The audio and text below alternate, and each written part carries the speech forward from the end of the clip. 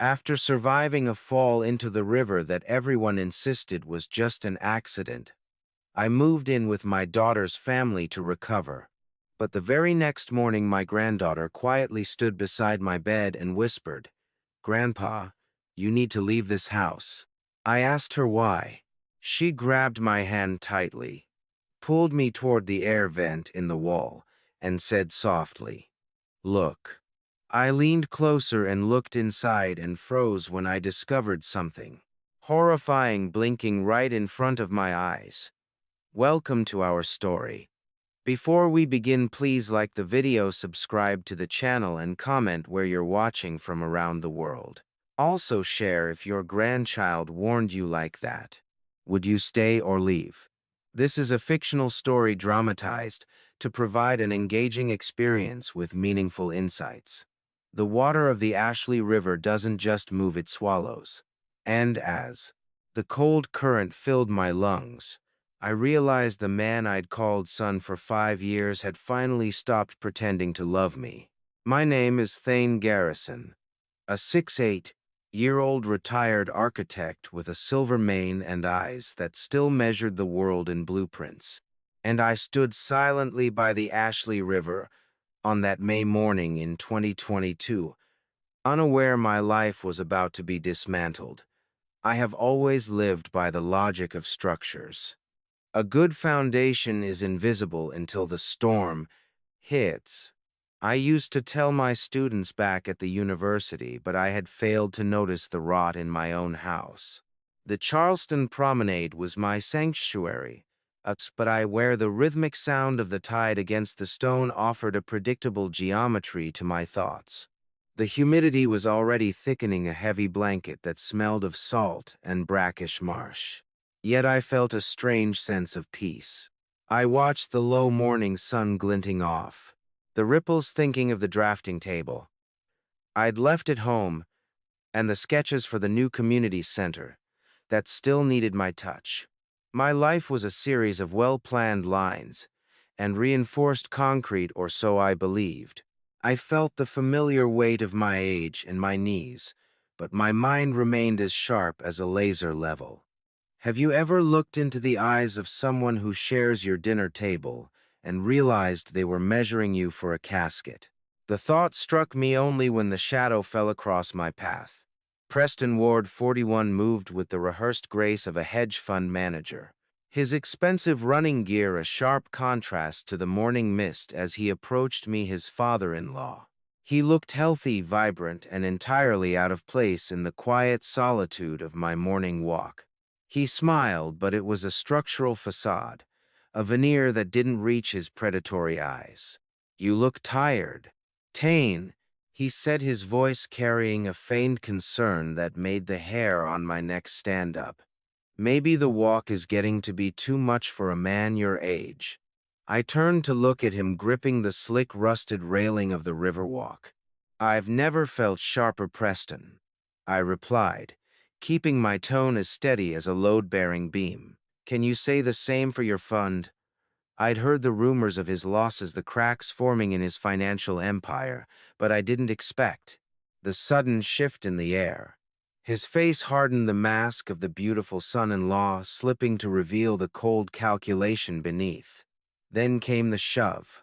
No words, just gravity and the betrayal of a hand I'd shaken 1,000 times.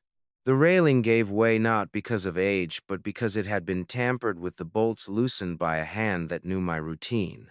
I hit the water with a bone-jarring shock. The Ashley River was an icy tomb, and the weight of my waterlogged clothes pulled me down into the dark. The burning sensation of salt water in my lungs was an agonizing fire. I clawed at the surface, but the current was a physical weight, a liquid hand pressing me into the silt. Just as the darkness began to close in, a strong hand grabbed my collar. Jim Rodriguez, a 28-year-old competitive swimmer with the lean, powerful build of an athlete in his prime, hauled me toward the muddy bank. He had been doing his morning training laps in the river, his sleek wet suit still dripping as he pulled me to safety. "Stay with me, sir. Breathe," he shouted, his voice urgent and commanding. I gasped, coughing up the river, my vision, a blurring mess of salt and sun. Through the haze, I saw Preston's silhouette on the promenade above. He wasn't reaching for his phone, he was checking his watch. Jim looked up at the promenade, his sharp eyes narrowing as he caught sight of Preston. "I saw him up there," Sir Jim said quietly, his breath still heavy from the rescue. "I saw someone near you right before you fell." But Preston was already moving, his phone now pressed to his ear, his voice carrying across the water with practiced panic. "Help, my father-in-law fell. Please send an ambulance." The performance had begun, and I was too weak to speak the truth. The siren's wail cut through the morning like a jagged blade, but it was the silence of the man standing above me that truly chilled my blood. Preston didn't flee or hide after he watched the river try to swallow me. Instead, he embedded himself in the rescue, using his feigned concern as a shield to control the narrative from the very first second. I lay on the muddy bank, gasping for air that felt like liquid fire in my lungs, while the paramedics scrambled down the slope toward us. My son-in-law stepped forward, his face contorting into an Oscar-worthy performance of panic. "Oh God! Thing!" he cried out, his voice loud enough for every arriving responder to hear. I turned my head for 1 second. "How did you trip?" I tried to speak, but my throat was a raw cavern of salt and silt, and the metallic taste of blood filled my mouth. Jim Rodriguez, the heavy-set fisherman with weathered skin and a soul as deep as the Ashley, hovered near the gurney. Jim's eyes were filled with a suspicion the police hadn't yet noticed. "He didn't trip," Jim said firmly, pointing a calloused finger toward the promenade. "I saw someone near him." Preston didn't miss a beat, stepping directly into the fisherman's line of sight and waving over a medic. "Please, he's in shock." Preston interrupted, his voice dripping with synthetic grief. "Focus on his breathing. He's been so unsteady lately." I felt the scratchy wool of a blanket being tucked around my seizing muscles as they hoisted me onto the gurney. Powerless fury burned in my gut, but I could do nothing but watch Preston steal my voice.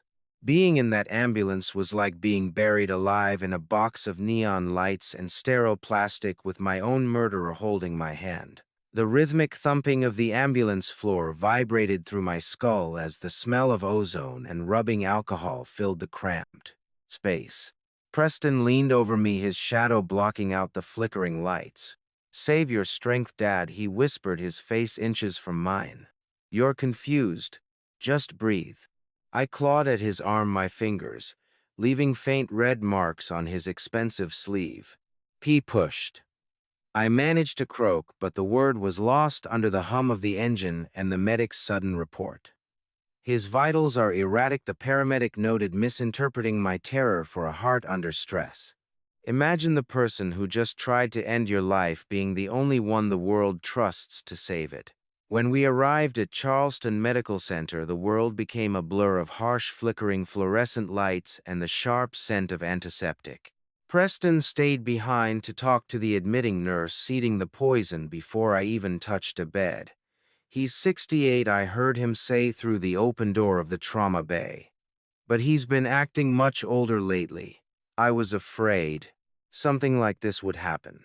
He was building a cage out of my own aging body, and the doctors were handing him the lock as the curtain was pulled shut, isolating me in a sea of sterile white.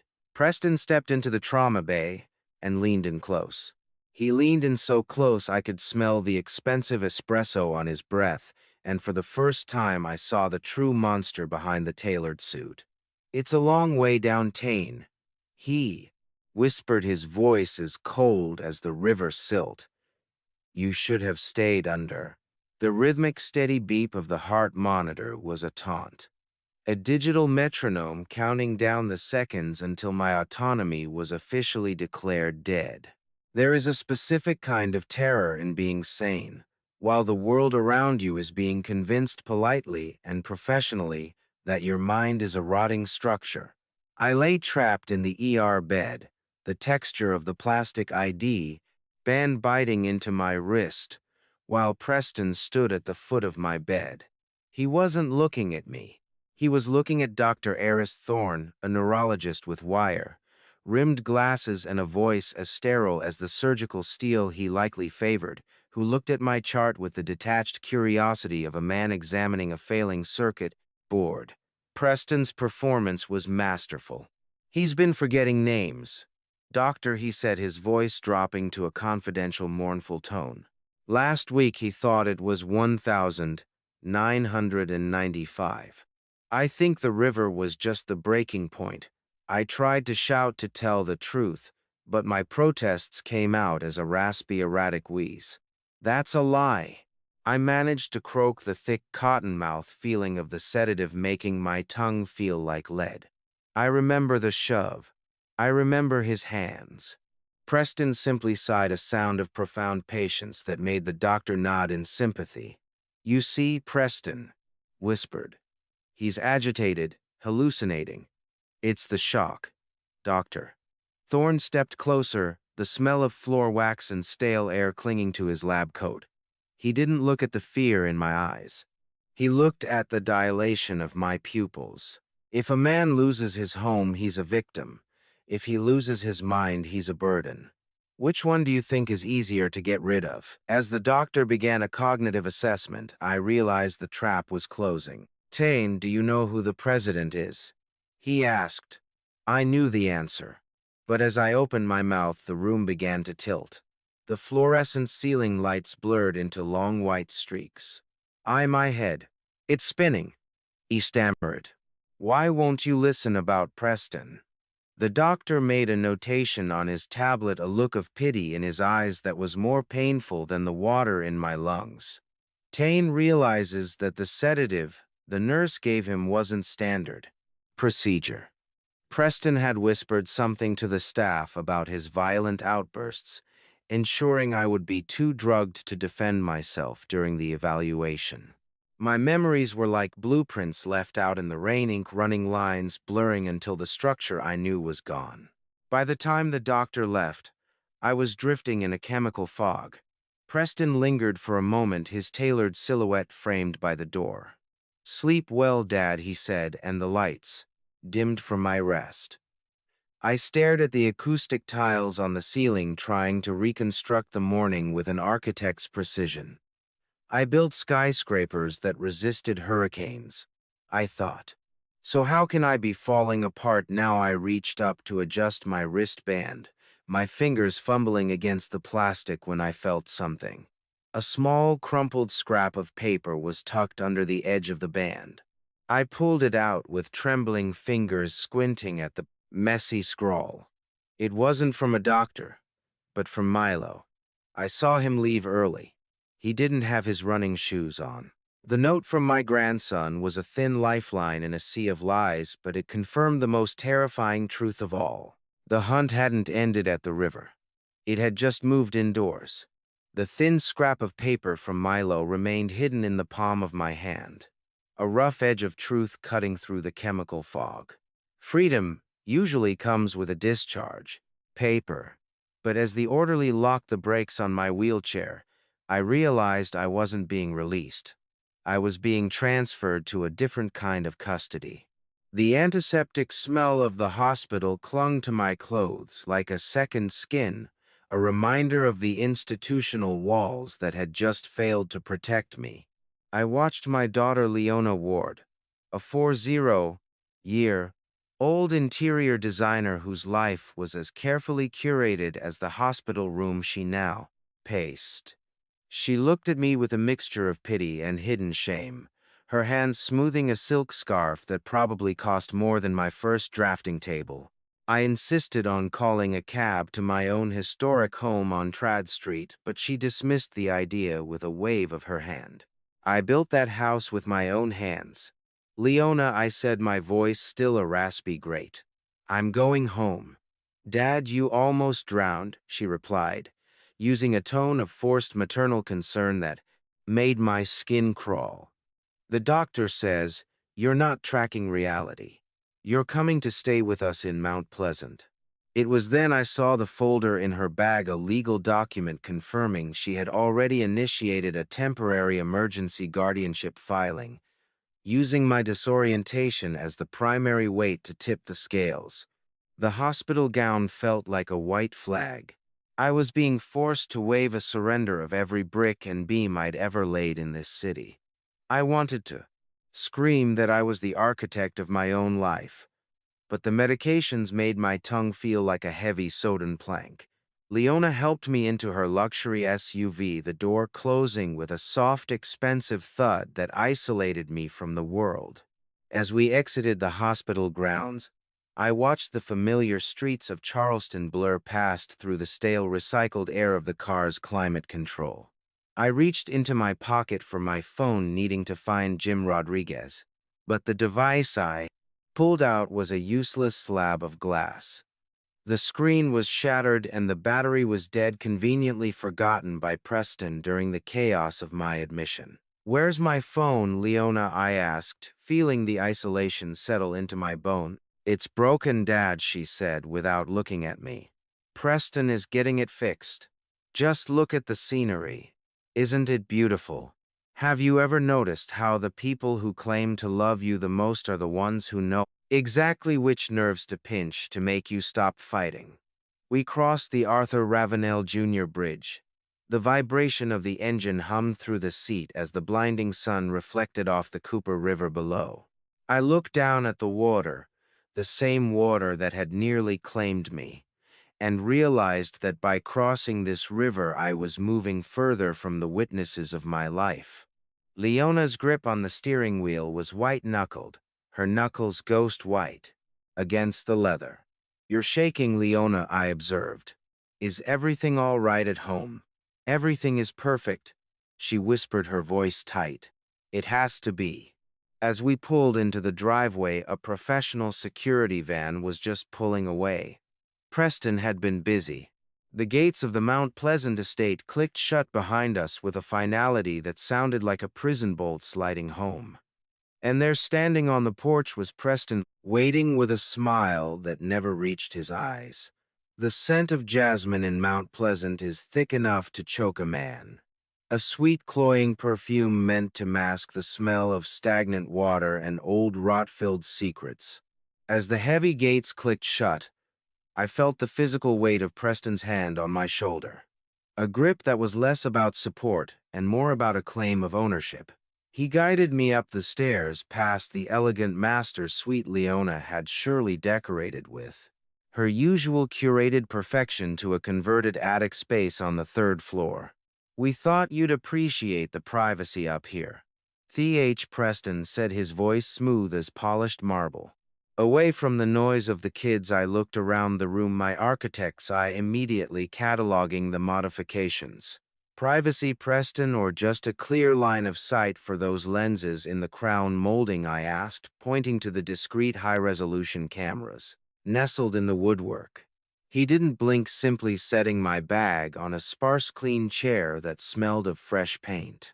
The chemical tang was sharp, a specific industrial solvent used to strip old lead, which was strange for a new build.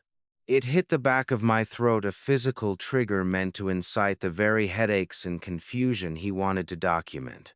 I stood on the cold, polished hardwood and felt the house tightening around me like a well-designed trap. Preston's hospitality was a velvet glove wrapped around a knuckles of brass. It looked soft, but every time he touched my shoulder, I felt the bone-deep bruise of his intentions. "We value routine in this house, Dad," he told me later at the dinner table. "It helps keep everyone focused."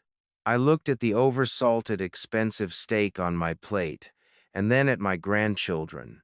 Milo Ward, a lanky 1-2 year old with my own sharp gaze, sat with a posture so rigid it looked painful, his eyes darting toward the security sensors in the corners. Beside him, 8-year-old Lark Ward clutched her fork, watching her father with eyes that saw far more than a child ever should. "Focused on what, Preston?" I asked, my voice steady despite the chemical haze beginning to cloud my mind. "The next quarterly report or the next accident?" Leona looked away, her silence a load-bearing wall for Preston's ego. "The Tension was an audible hum rivaled only by the high-efficiency HVAC system, pushing that tainted air through the vents.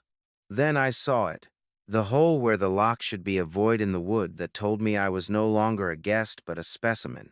After dinner, Preston intercepted me in the upper hallway, handing me a printed itinerary. It listed cognitive exercises and mandatory rest periods like a prison schedule. "It's for your own safety, Tane," he said, his smile never reaching his eyes. "In case you wander during one of your episodes." He gestured to my door where the lock had been removed and replaced with a simple latch that could only be engaged from the outside. I stepped into my room, the clicking sound of the hallway cameras adjusting their focus, following me like a persistent insect. As I prepared to close the door, I caught a glimpse of Lark in the shadows of the Preston nursery wing. She didn't wave or speak. She simply placed a single finger over her lips and pointed toward the ventilation grate in my ceiling. I looked at the grate. She had indicated the metal slats humming with the central air, and I realized I wasn't just being watched, I was being listened to. The nightmare didn't end when I opened my eyes. It just traded the black water of the Ashley for the suffocating silence of a house that wanted me dead. I lay awake in that third floor attic room, my lungs still feeling heavy, as if the river silt had never truly left them. Above me, the ventilation grate hummed with a low, persistent vibration. It was a rhythmic pulse that I realized was far too consistent for a standard HVAC system. As an architect, I knew the acoustic properties of a home like this, and I soon discovered that the humming was actually a white noise generator.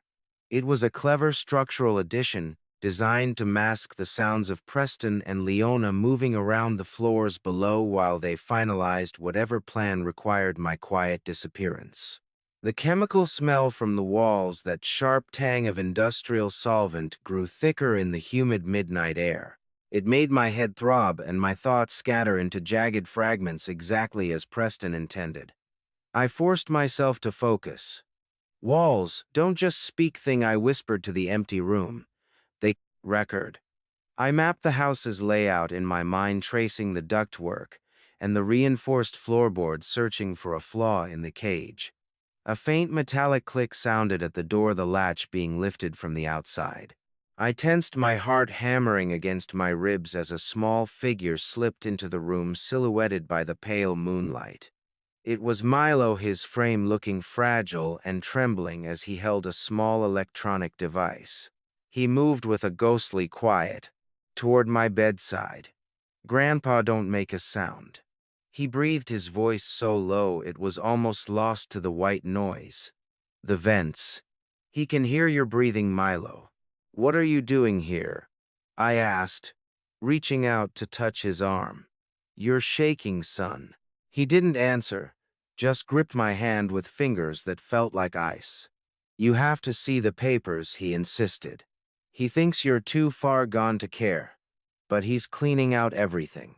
"How do you tell a 1, 2-year-old that the man who gave him his name is the same man trying to erase yours?" I didn't have the words, so I simply followed him. Milo led me out of the room, guiding me with a terrifying expertise through the shadows. He knew exactly which floorboards to avoid so as not to trigger the sensors Preston had installed. We descended to the second floor, the heavy rhythmic ticking of a grandfather clock downstairs marking time like a heartbeat. We stopped before a heavy mahogany door that Preston kept triple locked. Milo produced a key he had swiped from Preston's gym bag and slowly inserted it. The key turned. A cold, heavy sound. The sound of a vault opening or a grave. "He's in the office every night until 4, Milo whispered. "We only have 20 minutes. As he pushed the door open, I noticed something that made my blood run colder than the river water. Milo was wearing his running shoes, the neon-trimmed pair Preston claimed he had been wearing during his own run that morning. My grandson hadn't just heard about the accident. He was there, He had seen the push. Milo's hand gripped mine, his knuckles white as he pushed the door open to reveal a room bathed in the blue sickly glow of 3 computer monitors and a desk covered in files with my name on them. Stepping into that office felt like walking into a crime scene that hadn't happened yet. A room where my entire existence had been reduced to spreadsheets and cold calculated risks. The smell of stale coffee and the sight of a folder labeled with my social security number greeted me as the door clicked shut behind Milo and me. I quickly realized that the contingency folder I found on top had been created 6 months ago, proving that the river incident wasn't a sudden impulse, but a long-term strategy, meticulously drafted by the man my daughter called her husband. The office was bathed in the sickly blue light reflecting off 3 massive computer monitors, the glow dancing across Milo's glasses as he watched the door. A hard drive whirred in the background, a mechanical heartbeat in a room filled with digital shadows. On the screens, I saw the true state of Preston's world. He was logged into a private server for his hedge fund, but the charts weren't climbing. I observed a series of red alert graphs, showing a total collapse of investor capital, a bleeding crimson line that contrasted sharply with the success he projected to the world at dinner. Milo pointed to a specific physical drawer beneath the heavy mahogany desk, one that was reinforced with steel and seemingly out of place in a modern home office. "He spends hours here," Grandpa Milo whispered, his voice trembling. "He doesn't look at stocks. He looks at this." I looked at the cascading losses on the screen and shook my head. "Those numbers are bleeding, Milo. This isn't a fund, it's a furnace." I reached for the drawer, the metal cold against my skin. Looking through these files was like seeing my own autopsy while my heart was still beating. I pulled out a thick leather-bound folder that felt unnecessarily heavy in my hands. It wasn't just a business file.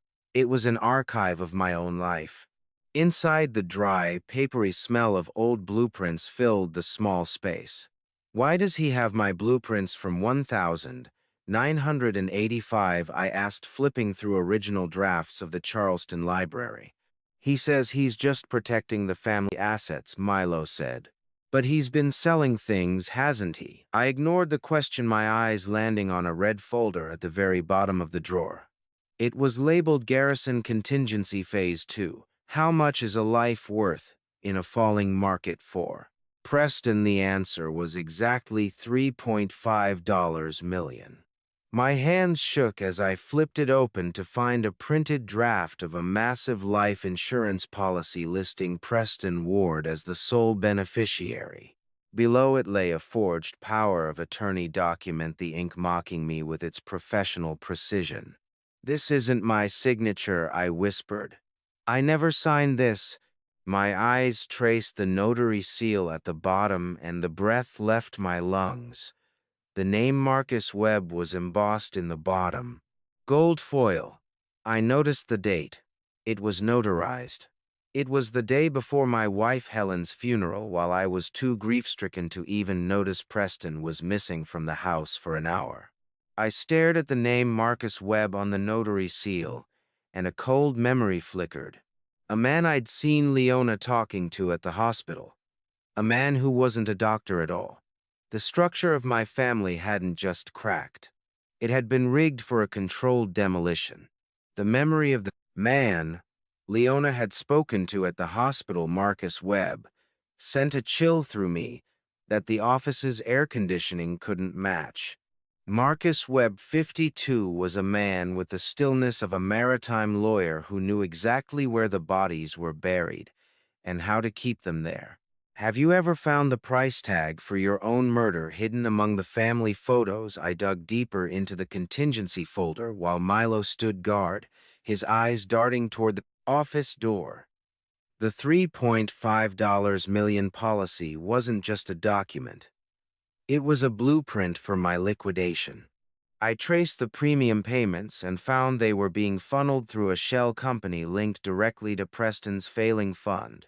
The accidental drowning rider would double the payout, a detail that turned my stomach. Grandpa, look at the dates. Milo whispered, his voice cracking. These withdrawals, they started the month Mom and Dad bought this house. I stared at a secondary ledger Milo had pulled from the stack. My daughter Leona hadn't just been a passive observer. Her signature appeared on several withdrawal slips from my private retirement accounts totaling nearly $500,000. They didn't just want me dead, Milo. They've already started eating my ghost. The betrayal was a structural failure, a load-bearing wall of my life crumbling in real time. My rage was cold and calculating, an architect's anger at a sabotaged design.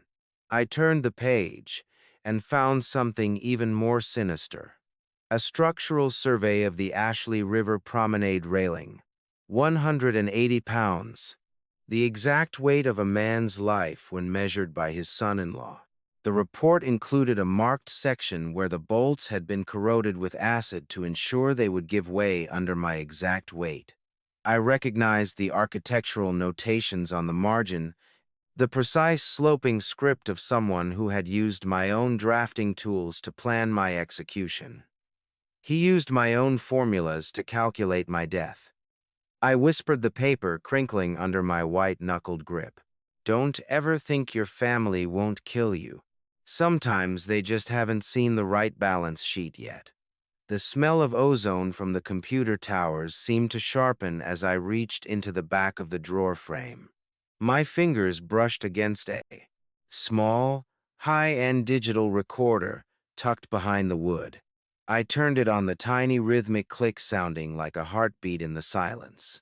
I heard my own voice from the hospital, but it was wrong. It was heavily edited, my words spliced together to make me sound incoherent and aggressive. Preston had been manufacturing the evidence for my competency hearing, cutting my words until I sounded like a man who had lost his grip on the world. That's not what I said, I told Milo, my eyes stinging. He's cutting the words out. I scrolled to the bottom of the digital files and found one dated months before the river. It was titled Trial Run. My heart stopped. This wasn't the first time they'd tried. Grandpa, the light on the door. Someone's coming. Milo hissed, his hand grabbing my shoulder. The red laser of the security sensor on the door frame suddenly blinked green, and the heavy thud of a footstep echoed in the hallway right outside. I shoved the recorder into my pocket, the cold sweat prickling at my hairline as the shadow of a man fell across the frosted glass of the office door. Shadows don't just hide secrets, they breathe. And as the floorboard outside the office groaned, I realized the man who wanted my life was only inches away from ending it. The heavy thud of a footstep behind the mahogany door sent a jolt of adrenaline through my aged frame. I grabbed Milo by the shoulder, my fingers digging into his thin shirt, and pulled him toward the knee-hole of the massive desk. We scrambled into the narrow space, tucking our legs tight against the cold, unyielding wood as the handle turned with a sharp metallic click. The office door swung open, and the room was suddenly filled with the heavy, cloying scent of expensive bourbon and fresh mint.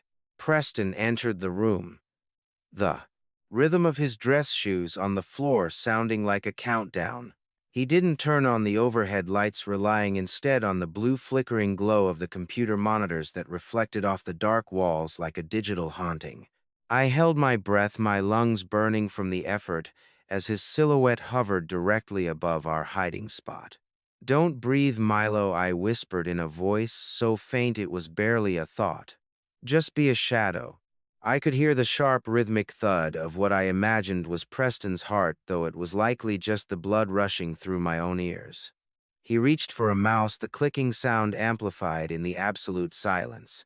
Just a few more days, Tane, I heard him mutter to the empty air, his voice a low, growly vibration.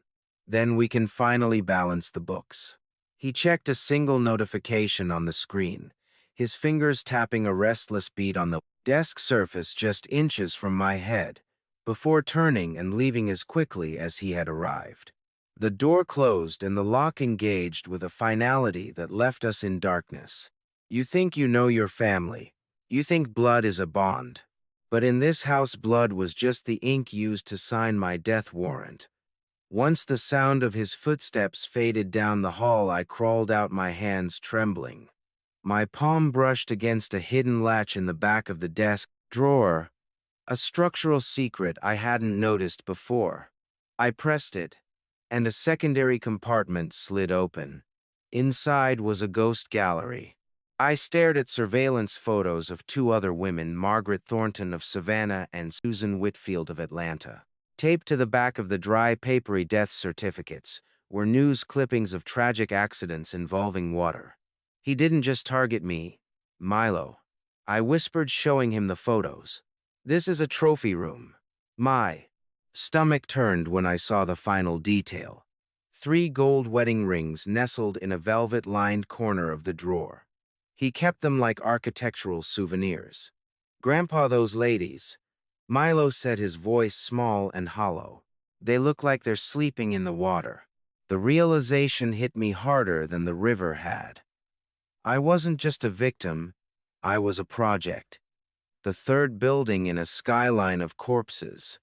I picked up the digital recorder again and realized that the file labeled trial run wasn't a rehearsal of my death. It was a recording of Margaret Thornton's final gasping moments. Milo ushered me out of the office, his young face hardened by the horror we had uncovered. We navigated the dark hallway back to the 3rd floor, every creak sounding like an alarm. I collapsed onto my bed, the weight of the discovery pressing down on me. Go to bed, Milo. Lock your door. From now on, we play the part he wants. As the first light of dawn touched the window, I heard Preston's voice from the hallway, cheerful and loud, calling me down for breakfast, as if he hadn't just stood over my hiding spot with the soul of a reaper. Looking into the mirror that morning, I didn't see an architect. I saw an actor preparing for the most dangerous opening night of his life, where a single missed cue would mean a permanent curtain call. I deliberately chose mismatched socks and left my top shirt button dangling loose to reinforce the image of a man losing his grip on detail. I practiced a vacant, slightly confused expression in the glass, letting my jaw slacken just enough to look defeated. From below, I heard the cheerful sounds of a family breakfast. Leona humming a soft tune, the distant muffled laughter of Lark. But to my ears it sounded like a curated stage play designed by a predator.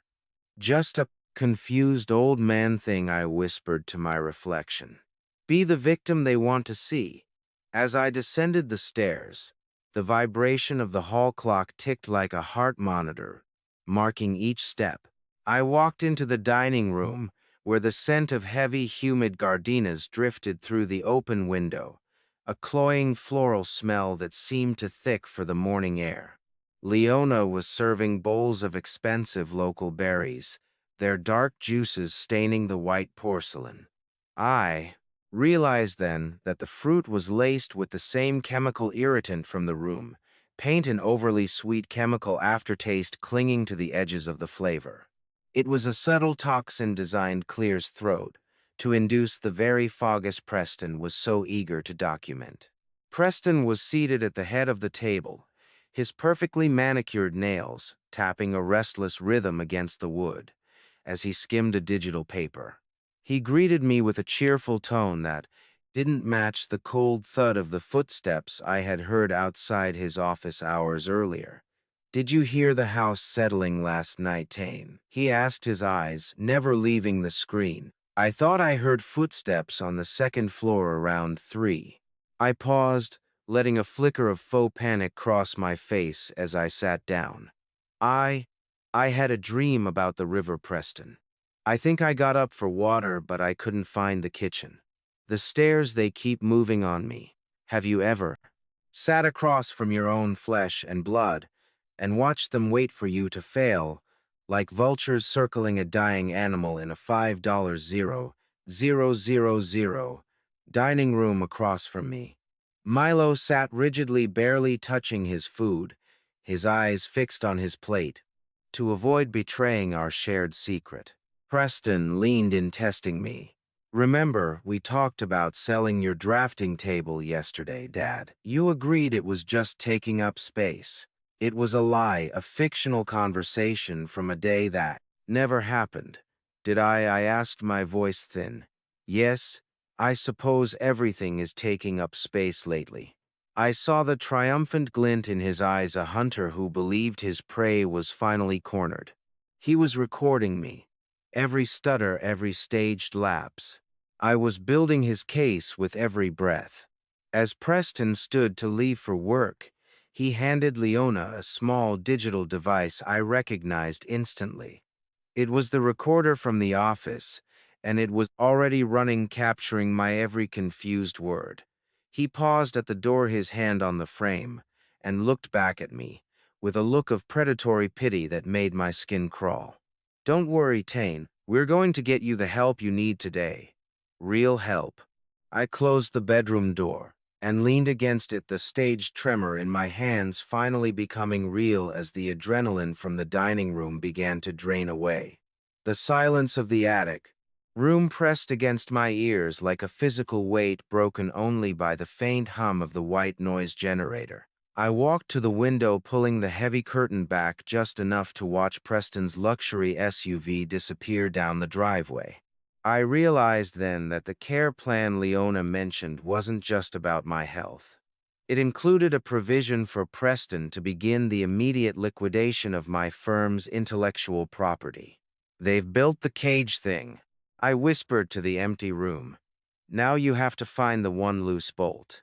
I immediately began a mental structural inventory of my situation, deconstructing the morning's performance like an architect reviewing a flawed blueprint.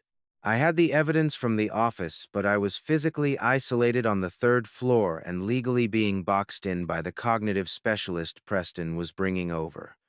The visual of dust motes dancing in the morning light seemed to mock my confinement. I reached into the secret compartment of my suitcase and pulled out a small velvet pouch. I could still smell the cedar from the trunk where it usually sat. I pulled out my wife Helen's wedding ring, the cool, smooth weight of the gold an anchor in my trembling palm. Grief is a heavy stone, but if you hold it right, it becomes a weapon. I turned the band over in my fingers, remembering the 45 years we spent building a life together in Charleston. This ring represented more than love. It was the physical anchor of the integrity Preston was trying to steal from me. I promised you I'd look after her. Helen, I muttered, my voice cracking. But how do I save a daughter who's helping the man holding the knife? I recalled the values we had instilled in Leona and the crushing guilt of not seeing Preston's predator nature sooner threaten to overwhelm me. He isn't just taking my money. He's erasing the legacy I spent decades constructing. You never know the true strength of a structure until you try to tear it down. Preston was about to find out exactly how deep my pilings went. I realized that my foundation was still solid, far stronger than the hollow greed he was built upon. I went to put the ring back, but my fingers brushed against something else in the bottom of the velvet pouch. Hidden inside, I found a small, handwritten note from Helen, written shortly before she died. Don't let our daughter lose her way in the shadows, it read. My heart stopped. She had suspected something about Preston. Even then, a mother's intuition sensing the rot before the architect saw the cracks. I tucked the note away, my eyes hardening with a clarity that the sedative fruit couldn't touch. A building only falls if the foundation is weak, I told the shadows. Mine isn't. I straightened my shirt, the tremor in my hands vanishing as a cold, calculating resolve took its place. The sharp, rhythmic knock on my door wasn't Milo's soft tap. It was the heavy, confident rap of someone who owned the room I was standing in. The metallic click of the latch echoed like a hammer strike, signaling the end of my temporary peace. My daughter didn't enter the room as a child seeking her father. She entered as a surveyor, assessing a condemned building, her eyes tracing the cracks she believed were forming in my mind. The sound of the door hinges groaning as Leona stepped into the space she had helped turn into a prison vibrated through my chest. She was carrying a small tea tray, the porcelain cups rattling a nervous rhythm against the wood. Her voice was a rehearsed clinical kindness that smelled of lavender and antiseptic, a sharp contrast to the genuine warmth she used to possess. "Dad, we know you miss Mom," she said, setting the tray down with a practiced softness. "But you're seeing things that aren't there. You're scaring the children." As she poured the tea, a manila envelope slipped from her designer bag and landed on the floor. I caught a glimpse of the contents before she snatched it back. Glossy photographs of two women I'd never met smiling at charity galas and yacht clubs. On the back of one photo, I saw a handwritten note in unfamiliar script. They trusted him too. Leona's face went pale as she shoved the envelope back into her bag. "It's nothing, Dad.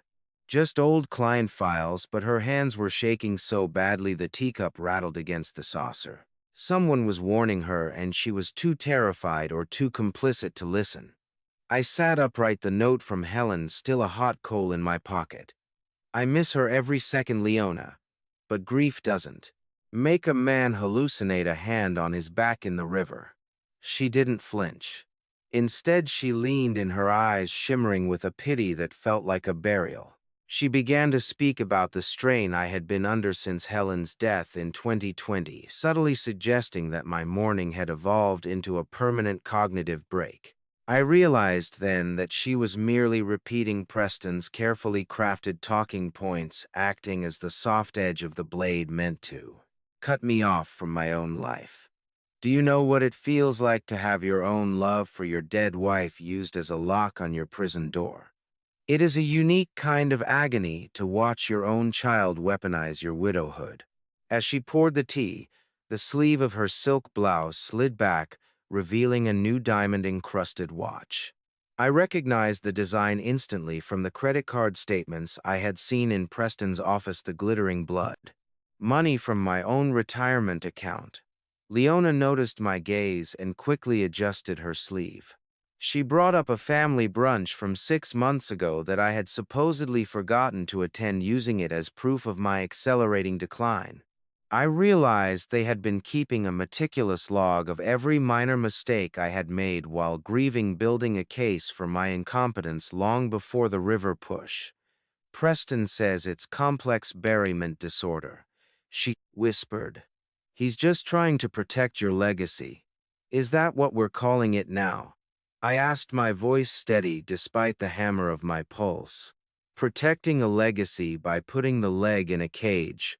She was the drywall over the rot, beautiful, seamless, and completely complicit in the structural failure of our family. The grandfather clock in the foyer downstairs ticked a heavy, mocking beat that seemed to fill the silence.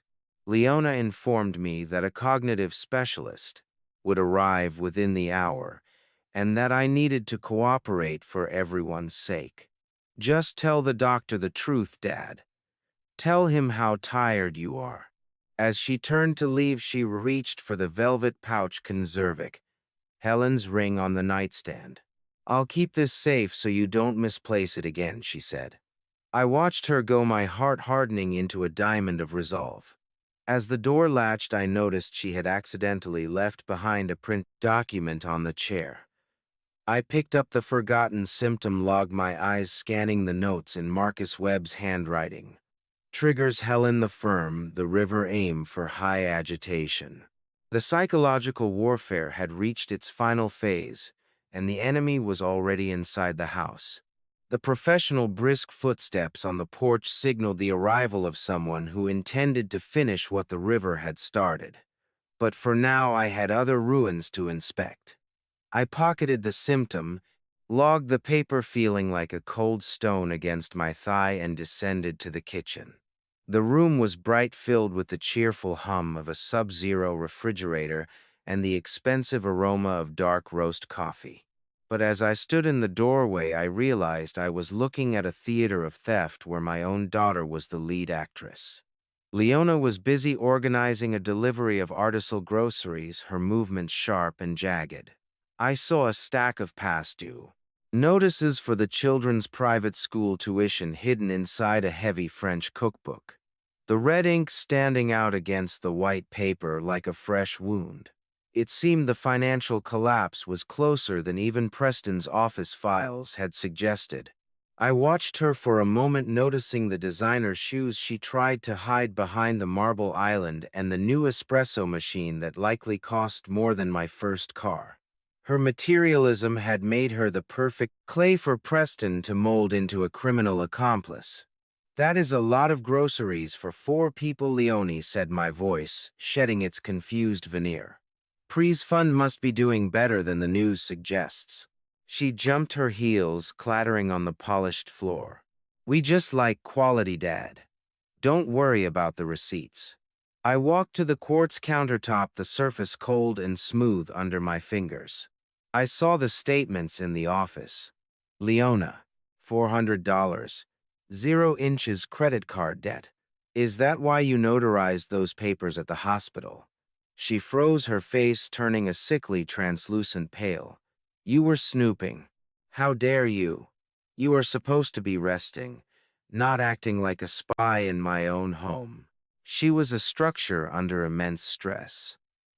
The load-bearing walls of her conscience bowing under the weight of a lifestyle she could no longer afford. I abandoned the act entirely, my voice becoming the dact, authoritative architect once again. "Do you truly trust him, Leona, or are you just too afraid of the debt to look him in the eye?" My heart broke for her, yet I couldn't ignore the rot. "How many dinners can you buy with your father's soul before the taste of the food turns to ash in your mouth?" Leona exploded, then a defensive rant, fueled by desperation. "You are being paranoid," she screamed, using the very words from Marcus Webb's notes to shield herself from the truth. "You're delusional. I am calling Preston. You're clearly having another episode and need to be upstairs." She swept the expensive groceries into the sink with a frantic, destructive energy and stormed out of the room. As she fled, her phone slipped from her pocket and skittered across the marble. It landed face up, the screen flickering to life with a text from Preston. I leaned over, my eyes narrowing as I read. "Is the old man quiet? Yet Webb says we need the signature by Friday or the house is gone." I stood alone in the sterile brightness of the kitchen. The hum of the refrigerator, the only sound left. The text on Leona's phone screen flickered out, but the words "or the house is gone" remained burned into my vision. They weren't just killing me for profit, they were killing me for survival. Survival isn't just about outrunning a predator. It's about understanding the architecture of his past kills. And as Milo slipped me a thin, worn envelope in the hallway, I knew the blueprints of my own demise were finally within reach. The sound of the front door latch, clicking earlier, had signaled Leona's retreat to the garden. But it was the shadow of Milo appearing in the service hallway that brought the real evidence. He stood there, chest heaving, his young face a mask of protective urgency that no child should have to wear. He was going to throw these away. "Grandpa," Milo whispered, his voice barely audible over the hum of the house. "I saw them in the trash bag in his car." He handed me the envelope, and as I pulled out the first item, a dry cleaning receipt crinkled in my trembling hands. It was for a suit Preston wore the day of my accident, marked with urgent notes about river mud and salt stains, despite his sworn statement to the police that he had never even touched the water. "You're a brave man, Milo," I said, tucking the paper into my pocket. "Go play in the yard now. Don't let them see you with me." I retreated to a dim corner of the living room, the humid air of the hallway still pressing against my skin like a physical threat. I opened my laptop, the blue light of the screen reflecting in the dark room as I began a targeted search for the names I'd found in his office. Margaret Thornton and Susan Whitfield. Searching for these women was like scrolling through a catalog of ghosts. each one a structural failure in Preston's soul that he'd patched over with stolen cash. The digital obituaries appeared one by one, chilling in their similarity. Margaret had died in a Savannah boating accident in 2015. Susan had drowned in a private pool in Atlanta in 2018. Both were wealthy. Both were recently married to a man using a slightly different alias, but the photos Milo had recovered matched the digital portraits perfectly. Boating accident, private pool, Ashley River. The water is his signature. I whispered to the empty room. My fingers were frantic on the keyboard as I began cross-referencing these dates with what I knew of Preston's financial history. His boutique fund had suffered its first major loss in 2014, just months before Margaret's death. A second massive shortfall hit in 2017, leading directly to Susan's unfortunate accident. If the water always claimed them when the bank accounts ran dry, what did that mean for me?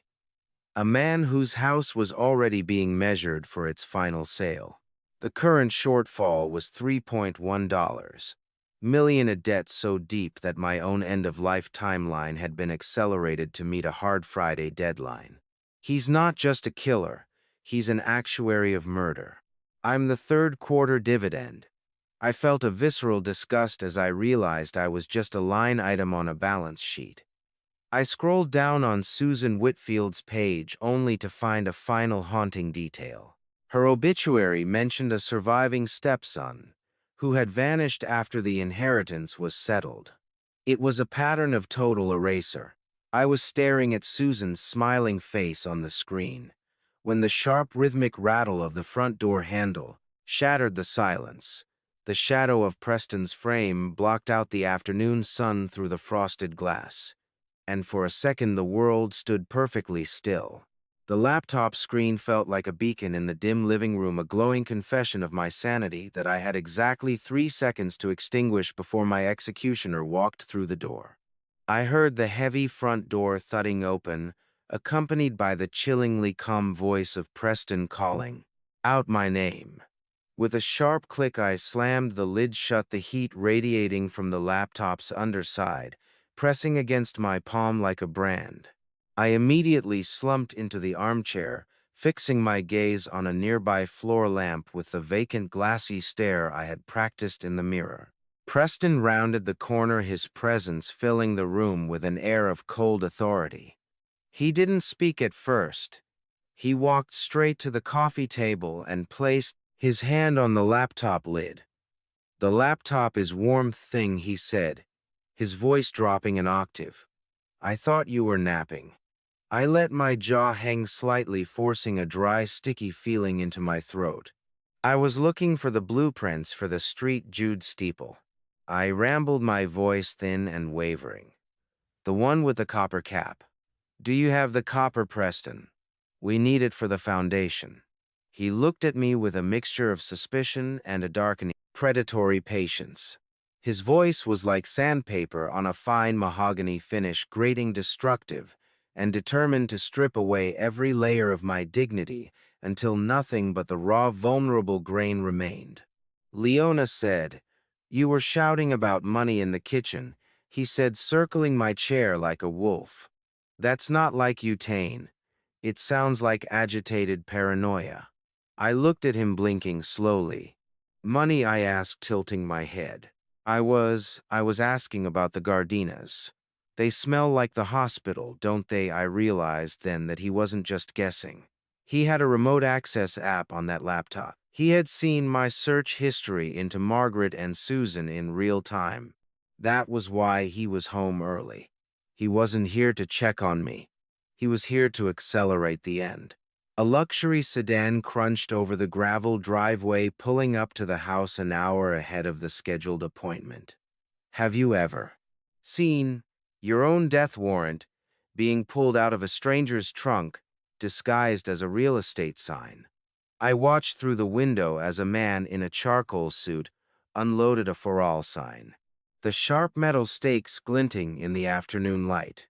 The house was already on the market, and I hadn't even been declared incompetent yet. "The doctor is early," Preston said, his smile sharpening into something lethal. "He's a private consultant recommended by Marcus Webb. He's very thorough, Thane. He'll see right through the foundations." Through the window, I watched as a second man, in a navy blazer, stepped out of the sedan, pulling a heavy wooden stake from the trunk. It wasn't medical equipment. It was a real estate sign. The polished placard read "Historic Charleston Property Coming Soon." With a glossy photo of my trad, Preston was already marketing my house, liquidating my life before the ink on the competency papers had even dried. The audacity was breathtaking. He hadn't just planned my death. He'd already spent the inheritance. The sign's metal stakes glinted in the afternoon sun like grave markers, a visual countdown to the moment I would be declared legally dead while still breathing. I felt a surge of panic-driven adrenaline. The dry cleaning receipt was still in my pocket, a physical piece of evidence that would destroy me if the consultant searched me. I had to pivot, and I had to do it now. The smell of expensive leather and rain on the consultant's coat seemed to drift into the room even before he entered. Preston's hand clamped onto my elbow with the strength of a vice, pulling me toward the study. "Time for your checkup, Thane. Try to be coherent. Your future depends on it." I allowed myself to be led, my mind racing to find a hiding place for the truth while my body played the part of a crumbling ruin. The study door clicked shut with the finality of a prison bolt, and I found myself staring into the cold, clinical eyes of a man whose job was to dismantle my life with a clipboard. I sat in the high-backed leather chair, the dry smell of old bindings and new printing ink thick in the air, while Preston stood behind me like a warden. I was introduced to Dr. Sterling Hayes, a man who wore his medical degree like a weapon and a suit. That cost more than a year of my pension, watching me with the predatory stillness of a vulture.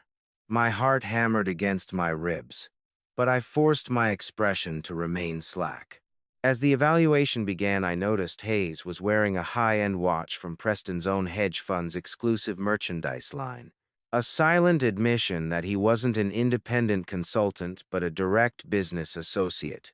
"Thane, can you tell me what you were looking for on the laptop this afternoon?" he asked, his voice smooth and dangerous. I leaned into my role, letting out a dry, rasping cough. "Blueprints. Old Charleston is built on such shaky pilings, don't you think?" I whispered, drifting my gaze toward the window. He began a series of standard cognitive tests, but the questions were loaded, specifically designed to trigger the agitated paranoia Marcus Webb had noted in my symptom log. Every time he pressed a button on his tablet, I felt the walls closing in. During a physical coordination test, I had to move my jacket, and the mud-stained dry cleaning receipt Milo had given me nearly slipped from the pocket. I felt a cold jolt of adrenaline as I managed to kick the paper under the heavy mahogany desk just as Hayes leaned in. He wasn't diagnosing me. He was measuring the height of the walls he was building around my remaining days. The cold metal touch of his stethoscope on my chest felt like an invasive probe. "Your eyes are quite bloodshot, Thing," he noted, his face inches from mine. "Are you having trouble sleeping in this new house?" I knew what he was looking for. Signs of the chemical sedation. Leona had been slipping into my food. The paint. It has a very specific weight to it. I rambled, letting my eyes wander. "How do you fight a man who is paid to believe you're crazy? You don't. You let him think he's already won." I watched the ticking watch on his wrist, a countdown I couldn't ignore. Preston interrupted us then, his face glowing with a smug, toxic satisfaction as he announced dinner. "The foundations are worse than we thought," Preston Hayes said, standing up and closing his folder with a snap. "He's quite disconnected." "Thank you, Sterling," Preston replied, his hand clamping onto my shoulder again. "Let's go eat. We have a lot to discuss." About the transition. As we walked toward the hallway, I lagged slightly behind, catching the sharp, hushed whisper Preston directed at Hayes. "We need to expedite the medication increase tonight." The words hit me like a physical blow. The poisoning was about to become lethal. The sound of the dining room's silver clinking in the distance grew louder, a hollow metallic ringing. I looked at the dinner table gleaming with silver and crystal and realized that for Preston this wasn't a family meal. It was a last supper. Walls in a luxury home are designed to insulate, but no amount of high-grade drywall could dampen the sheer jagged edge of the terror in my daughter's voice. I had avoided the dinner table claiming a sudden bout of exhaustion, and instead found myself pressed into the shadows of the darkened hallway near the service pantry. I moved with a careful, measured gait, avoiding the sensor zones I had mapped out in my mind. Through the cracked pantry door, I watched as Preston and Leona entered the kitchen after seeing Dr. Hayes out. The polished facade of the Charleston power couple disintegrated before my eyes. Preston's voice dropped to a low, vibrating growl, a tone I had never heard him use in public, stripped of all hedge fund charm and false empathy. "You're getting soft, Leona," he hissed, and I could hear the vibration of the heavy kitchen door closing behind them. "I saw your hand shaking when you poured his tea." Preston revealed then that he had been secretly recording Leona's confessions of guilt as insurance, proving he never intended for her to be his partner, but merely his fall guy if the architecture of his lies ever collapsed. "He's my father, Preston," she whispered, her voice reflecting in the stainless steel fridge as a distorted, shimmering ghost. "He looks so small. Are we really doing this? I raising a daughter," but he had turned her into a ghost. His anger wasn't an explosion. It was a slow-acting acid eating away at her, until there was nothing left but a hollow shell of the girl I used to walk to school. Preston trapped her against the counter, and I heard the sharp, violent clink of a glass being slammed onto the quartz. He reminded her of the dangerous people expecting their money by Friday, and how her name was on every fraudulent withdrawal from my accounts. He framed my death as her only path to staying out of prison and keeping her children. "If we stop now, the bank takes the house on Monday, and the SEC takes me on Tuesday," he said. "Where do you think that leaves you and the kids?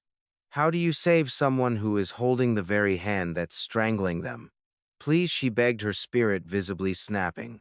"Don't hurt him anymore. Just let the doctor handle the papers." Preston merely laughed, a sound like dry leaves skittering over a grave. He mentioned a boating trip for the weekend, the same method he used to kill Margaret Thornton, and I realized my execution date was set for the next 48 hours. I felt a surge of paternal protective rage, realizing I had to destroy my own daughter's marriage to save her life from this actuary of murder. I watched her through the gap as she collapsed into a chair, her shoulders heaving with silent, broken sobs that smelled of cold coffee and floor wax. She was a hostage to her own vanity and his malice. The sharp, rhythmic whistling of Preston began as he walked away, a tune I recognized with a shiver from Helen's funeral. The sound of Leona's spirit breaking was quieter than I expected. But as Preston's footsteps faded, I knew the clock hadn't just started. It was about to strike midnight. I remained in the dark, my heart a heavy stone of resolve, knowing the river was calling for me once again.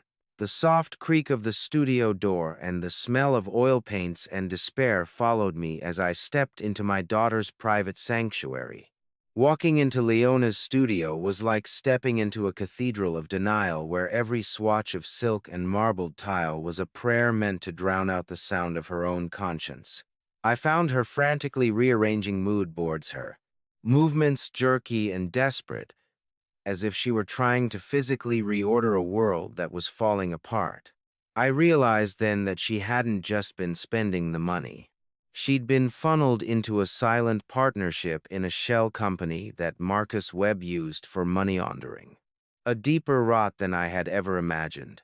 I chose to abandon the agitated persona Preston expected. "I know you're in there, Leona. I said, my voice cutting through the clinical silence. Not the designer, not the accomplice. My daughter. She flinched her hands, clutching a fabric swatch, as if it were a life preserver. Dad, please. Preston said you'd get like this. You need your medicine. I ignored the tea tray and the luxury finishes of the room, the granite and gold that served as the walls of her own prison. I know about the $250,000 debt you personally signed for and the forgery at the hospital. I was trying to shore up a load-bearing wall that had already been turned to sawdust by termites of her own making. Grace isn't about what you deserve, Leona. It's about what you choose to protect now. Help me save Milo and Lark, and I will forgive it all. I will protect you from the police, but only if you help me expose him. It's too late. She whispered, the wet, gasping sound of her breath filling the space between us. The papers are already filed. I'm part of it, Dad. I'm the one who signed. The mirror didn't lie. She saw a criminal. I saw my little girl drowning in a sea of gold-plated lies. She caught her own reflection in a large silver-framed mirror and recoiled, the distortion of her face in the polished surface matching the ruin in her heart. Could you truly forgive a mistake this big?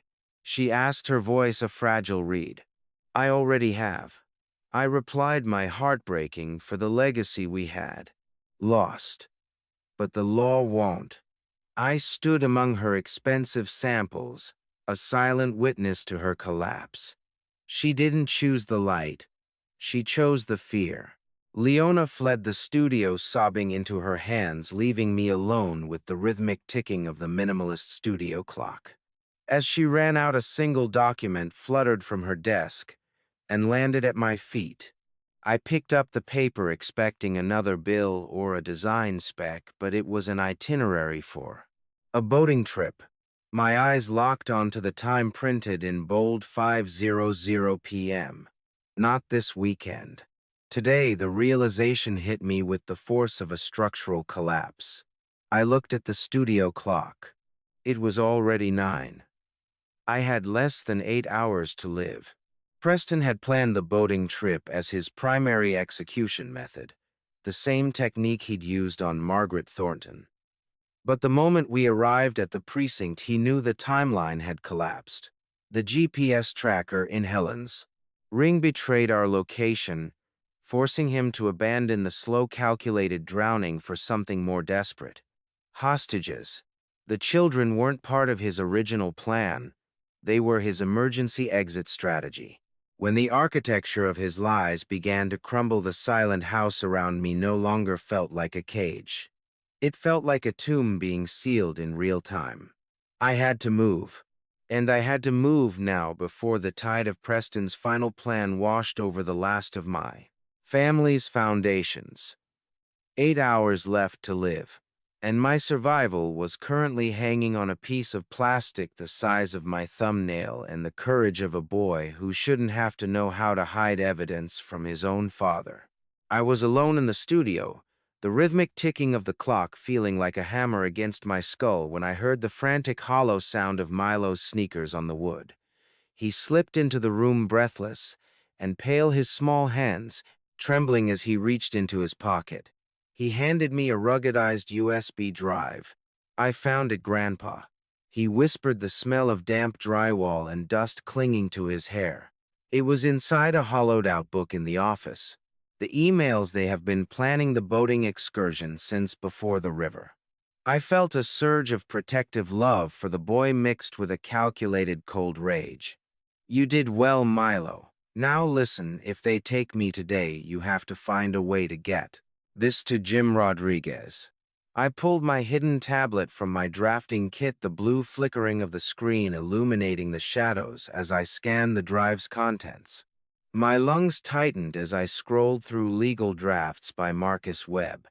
It wasn't just malpractice. The drive revealed that Marcus Webb is actually Preston's biological brother, making this a predatory family conspiracy. They had outlined a systematic looting of my architectural legacy, including a fraudulent contract to sell my firm to an offshore entity. The emails confirmed that Preston intended to satisfy a high-interest debt to investors using my death. It is a systematic dismantling, I muttered. They have already spent my life twice over. How many gigabytes of data does it take to document the betrayal of a father? Not many, it turns out. I heard the vibration of the SUV in the driveway and the crunch of gravel under tires. I knew I couldn't keep the drive on me during the evaluation or the trip. I looked at the structural metal beam in the studio wall. Quick Milo under the load-bearing header. I hissed. They will never check the structure. With Milo's help, I secured the drive behind the beam using a magnetic strip. The flash drive felt like a live grenade in my pocket, destructive enough to level Preston's empire, but only if I could survive long enough to pull the pin. As I stepped back, I saw a final notification on the tablet that made my blood freeze. Preston had installed a GPS tracker inside my wedding ring, the very ring Leona had taken for safekeeping earlier. They weren't just watching my mind. They were tracking my every move through the one anchor I had left of Helen. The house was no longer a home. It was a sensory-mapped cage, where even my sentiment was a weapon against me. I tried to shut down the tablet, my fingers fumbling against the glass as footsteps approached the door. The handle of the studio door turned, the heavy mahogany groaning in protest, as if trying to warn me, and I realized I was still holding the tablet in plain sight. The hall light began to spill into the room, a widening wedge of white that threatened to expose the last of my secrets. I shoved the device under a pile of silk swatches, my heart hammering a frantic rhythm against my ribs, and turned to face the door. Just as the latch clicked open, I shoved the tablet beneath a stack of old blueprints. A heartbeat before the door slammed open, my pulse hammering against my ribs, like a trapped bird sensing the cat's shadow. Preston entered the studio, his tailored silhouette blocking out the hall light. His eyes, cold and restless, immediately began a surgical scan of the room, looking for Milo or any misplaced thread of evidence. "You're wandering again, Tane," he said, his voice carrying that smooth hedge fund arrogance I had grown to loathe. "This isn't your room." I let my mouth hang open slightly, assuming the vacant mask of the drifting elder. The headers clears throat. "They're steel, aren't they?" I rambled, gesturing toward the structural beam where the USB drive was hidden. "Good for the weight. Very good for the weight." He sneered, checking the temperature of the air as if he could sense my panic. Just then my phone, which Milo had miraculously recharged in secret, vibrated in my pocket. I realized then that Detective Morrison wasn't just calling about the railing. Jim Rodriguez had actually filmed the push on his phone, but was too afraid to come forward until he saw Preston's SUV again. The phone's vibration felt like a lightning strike in a room made of dry timber, dangerous, unexpected, and the only thing that could clear the air. I pulled it out with cold, slick fingers and answered. "Mr. Garrison, this is Detective Morrison. We found traces of acid on the bolts. We need to talk." Detective Morrison's voice was like seasoned oak, rough, solid, and carrying the weight of 20 years of Charleston's darkest secrets. My heart leaped, but I saw Preston stepping toward the doorway, leaning against the frame to listen. Yes, I remember the water," I croaked, keeping my tone vague and confused. "It was so cold. Have you ever held a conversation knowing that every word you spoke was a brick being laid in the wall of your own defense?" I could feel Preston's predatory gaze on my back, of physical pressure. I knew I had to schedule a meeting without alerting him to the fact that I was fully sane. "Tomorrow at 9:00, I asked the detective, making it sound like I was talking to an architect. "Yes, the blueprints. I'll be there." I hung up my hand, trembling as I turned to face my son-in-law. "Who was that thing?" Preston asked, his voice a low, vibrating threat. You shouldn't be taking calls alone. Just a man asking about the blueprints, I replied, staring past him. He said the railing was broken. I saw then what he was carrying in his left hand, a pair of heavy-duty bolt cutters. The smell of metal and lubricant from the tool filled the small space, a sharp industrial scent that signaled his intent to destroy any remaining structural evidence, or perhaps to silence the man who knew too much. He didn't say another word, but he slowly tapped the steel jaws of the bolt cutters against the door frame, the rhythmic clack sounding like a judge's gavel. His eyes promised that I would never make it to that 900 appointment. The shadow of his frame stretched across, the floor reaching for me like a dark tide. I stood my ground, the cold sweat slicking my phone's casing, knowing the final structural failure of our family was no longer a possibility but a certainty. Reading the truth about how my daughter was hunted wasn't like reading a diary. It was like reviewing the structural stress tests of a building designed specifically to collapse with her inside. I retreated to the dimmest corner of my attic room, the blue light of the tablet searing into my tired eyes as the cooling fan whirred a frantic mechanical prayer. I opened the file titled Project L on the flash drive, which Milo had recovered from the office.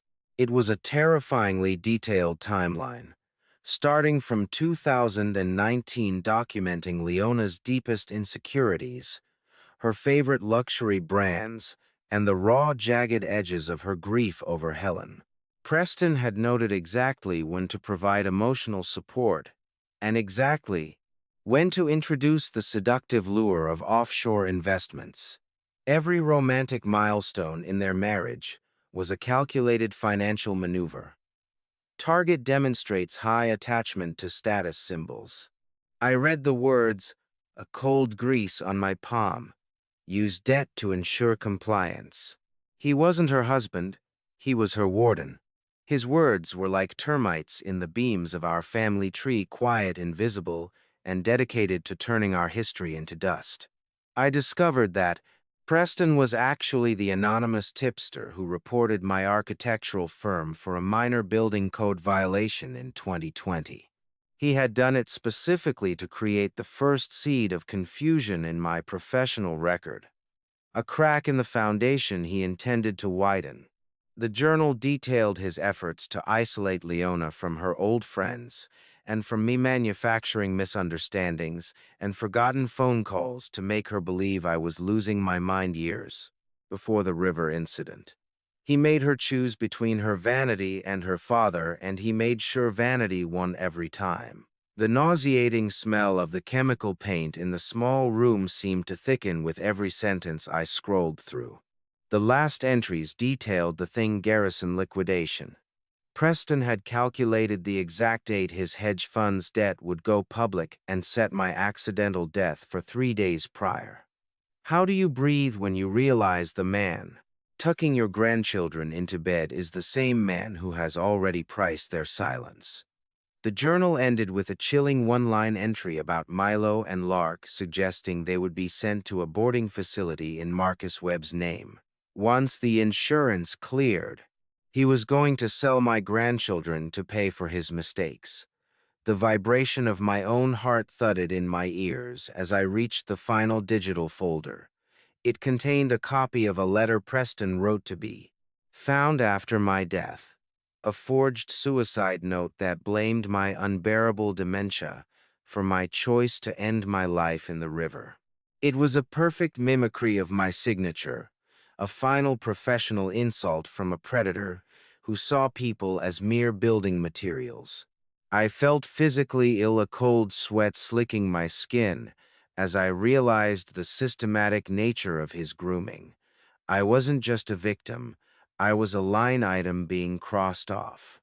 I stared at the forged suicide note on the place screen, my own signature perfectly mimicked at the bottom. And then I heard the heavy, deliberate tread of Preston's shoes stopping directly outside my door. He didn't knock. He simply stood there, a shadow against the threshold, and I knew the blueprints for the final confrontation were already in his hand. The gray, soupy light of a Charleston dawn crept through the attic window, and the sound of a zipper on a duffel bag downstairs signaled that the final phase had begun. I shoved the tablet deep into my waistband, the cold metal a sharp reminder of the evidence I carried. Preston ushered me to the SUV with high-spirited energy that made my skin crawl. He was talking about the boating trip as if it were a reward for my recovery rather than a planned execution. Leona stood by the driver's side, her hands gripping the door handles so hard her knuckles were white. Preston leaned in, his voice full of that hollow practice charm. Drive safely. Make sure Dad stays comfortable. I'll meet you at the marina in 20. I have him, Preston. Just go. She whispered, her eyes red, rimmed, and hollow. I noticed then that she had already packed a run bag for herself and the kids weeks ago, hidden beneath a spare tire cover, proving she had been subconsciously preparing for Preston's turn toward violence. The smell of leather and expensive perfume in the SUV was suffocating. As we pulled out of the driveway, I watched Preston in the rearview mirror, standing with Marcus Webb as they watched us depart. For a few miles, the only sound was the rhythmic clicking of the turn signal. Then, as the vibration of the Ravenel Bridge began to thrum through the tires, I dropped the mask. I know about the note, Leona, I said, my voice steady and clear. He wrote a suicide note in my handwriting. He was never going to let you keep the children. She gasped, nearly swerving into the next lane as the sun reflected off the harbor water with a blinding glare.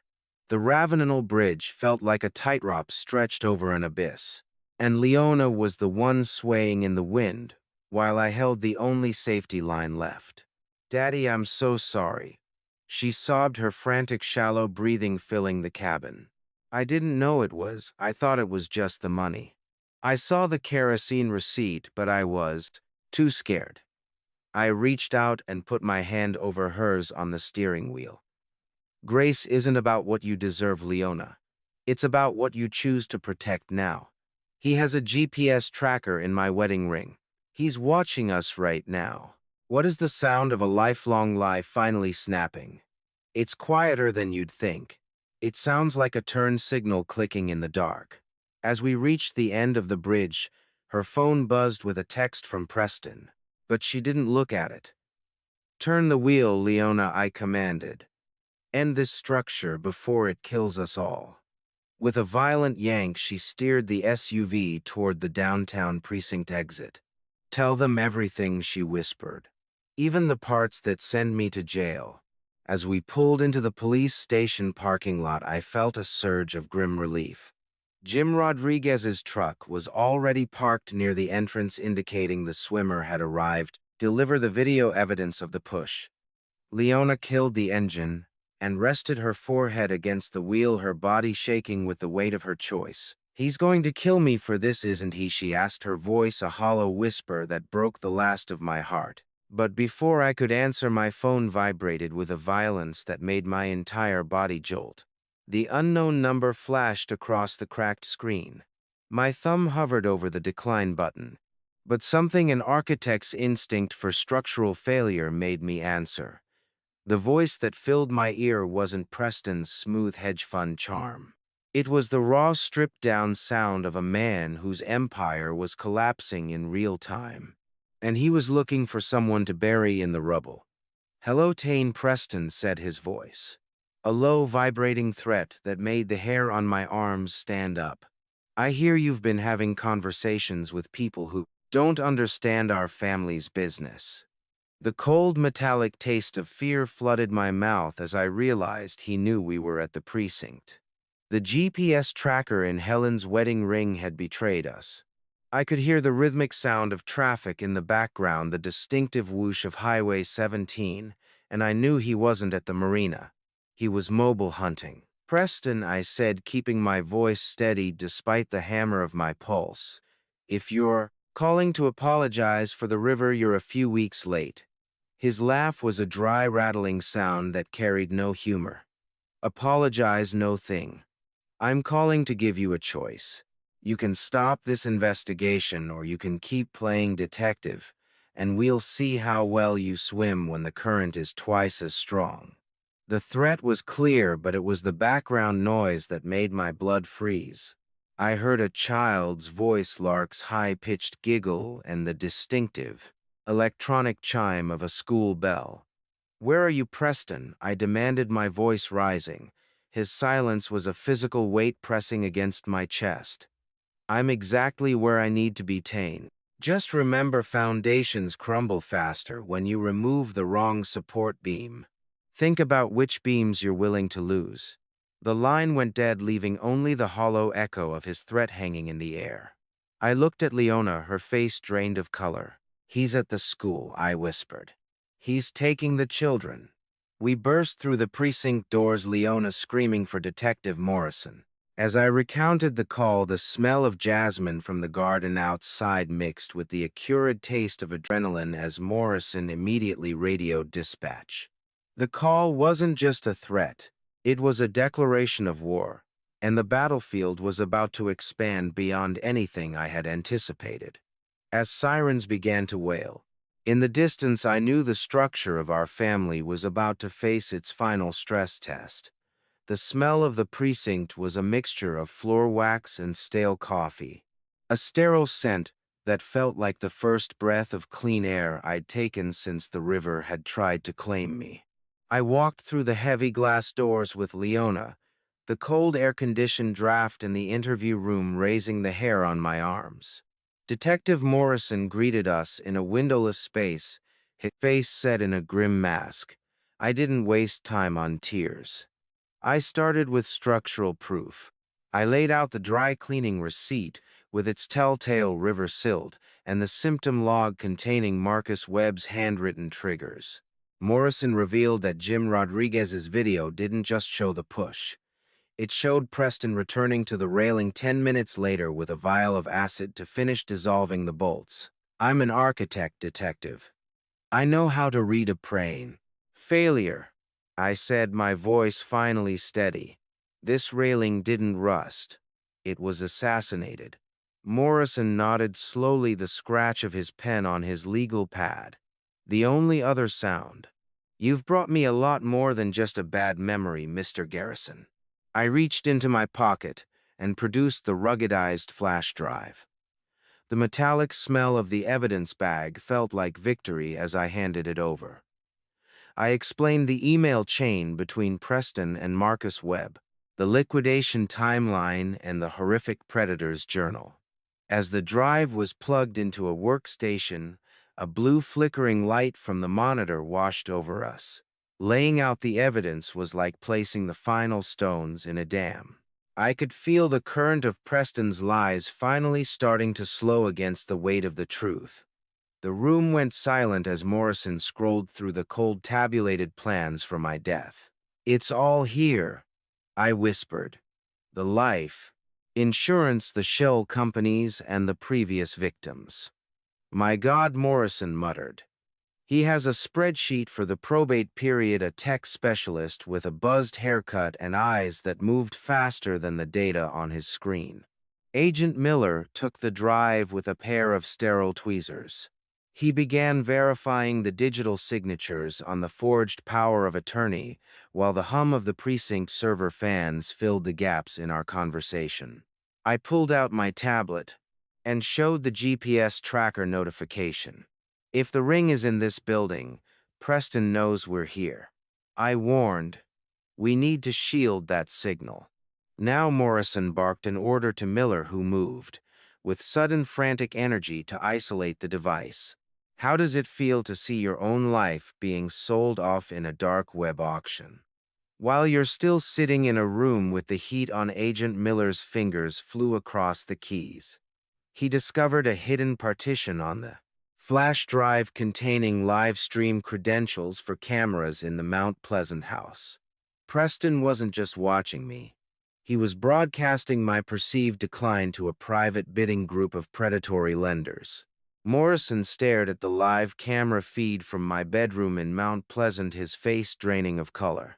My heart stopped as he checked another screen, one tracking the movement of Preston's own vehicle. "If he's not tracking you," he whispered, looking up at me with eyes full of a new sharp panic. "Why is he at the school?" There is no architectural filter for a father watching his only child dismantle her own life sentence by sentence through the cold transparency of a two-way mirror.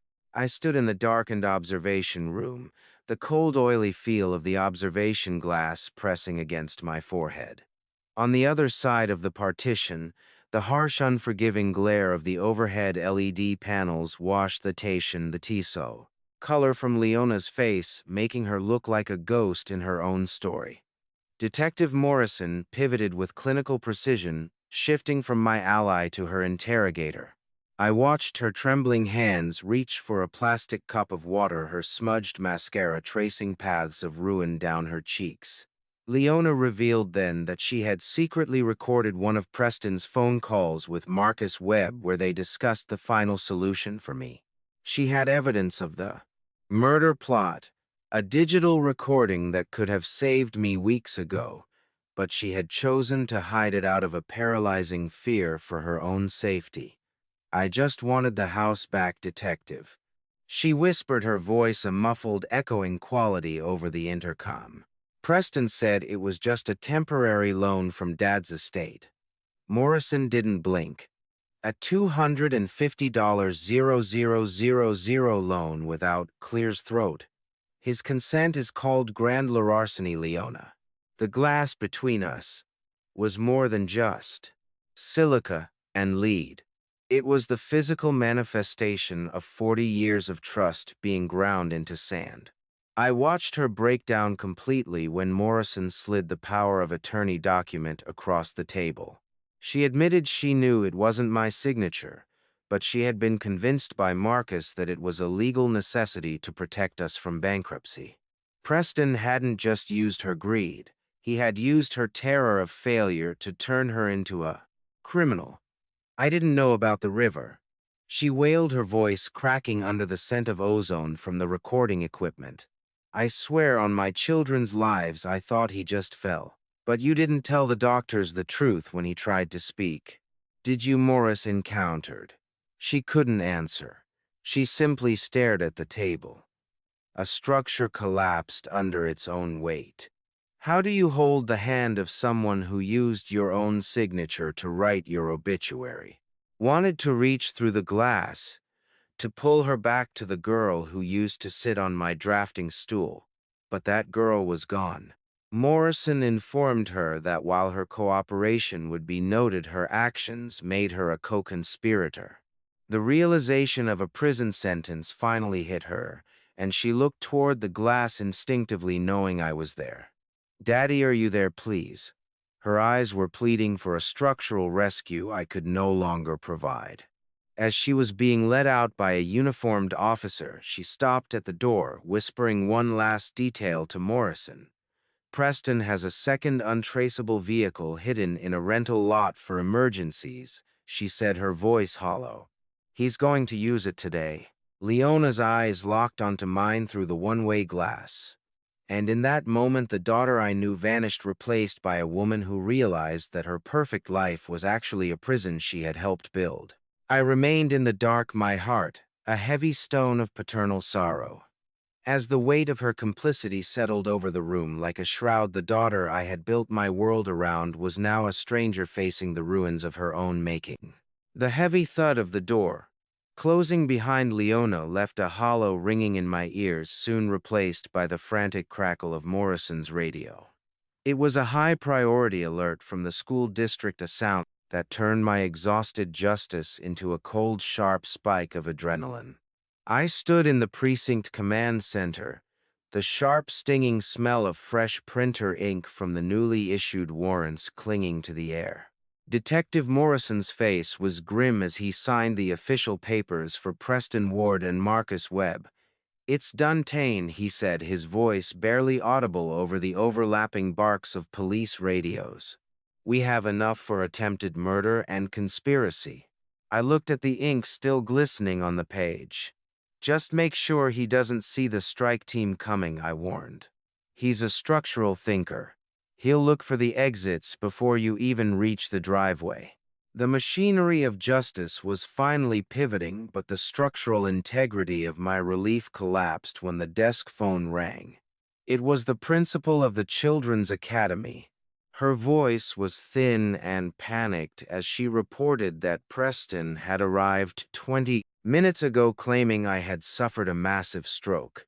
He told them he needed to take Milo and Lark to the hospital immediately because Leona had authorized him as the sole decision-maker for school pickups.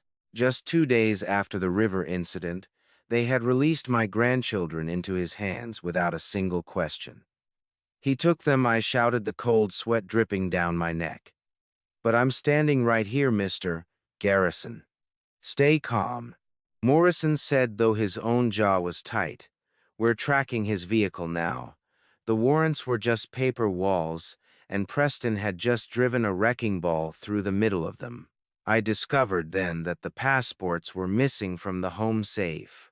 He had been planning this escape contingency for weeks.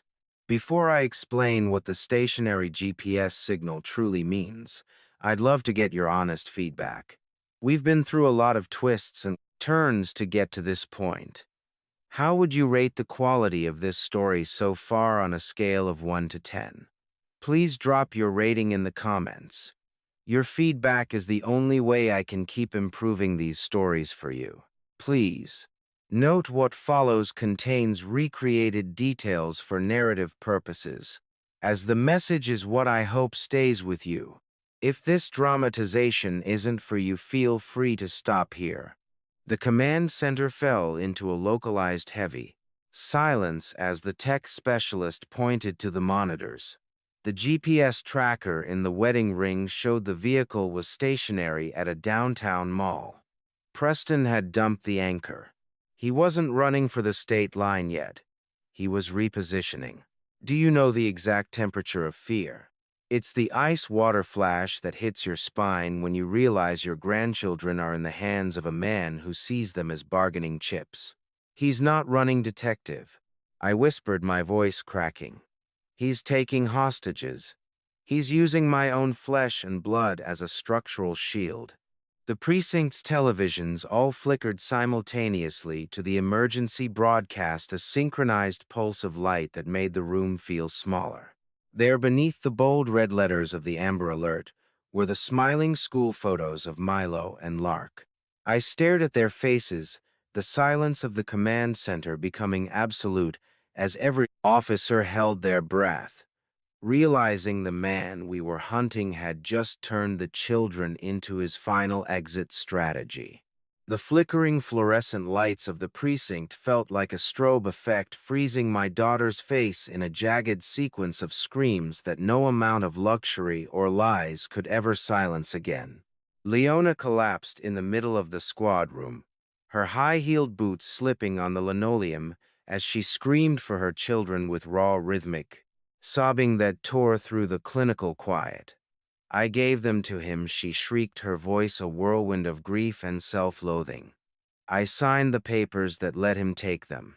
Detective Morrison moved to restrain her, his face a grim mask. Lona, look at me.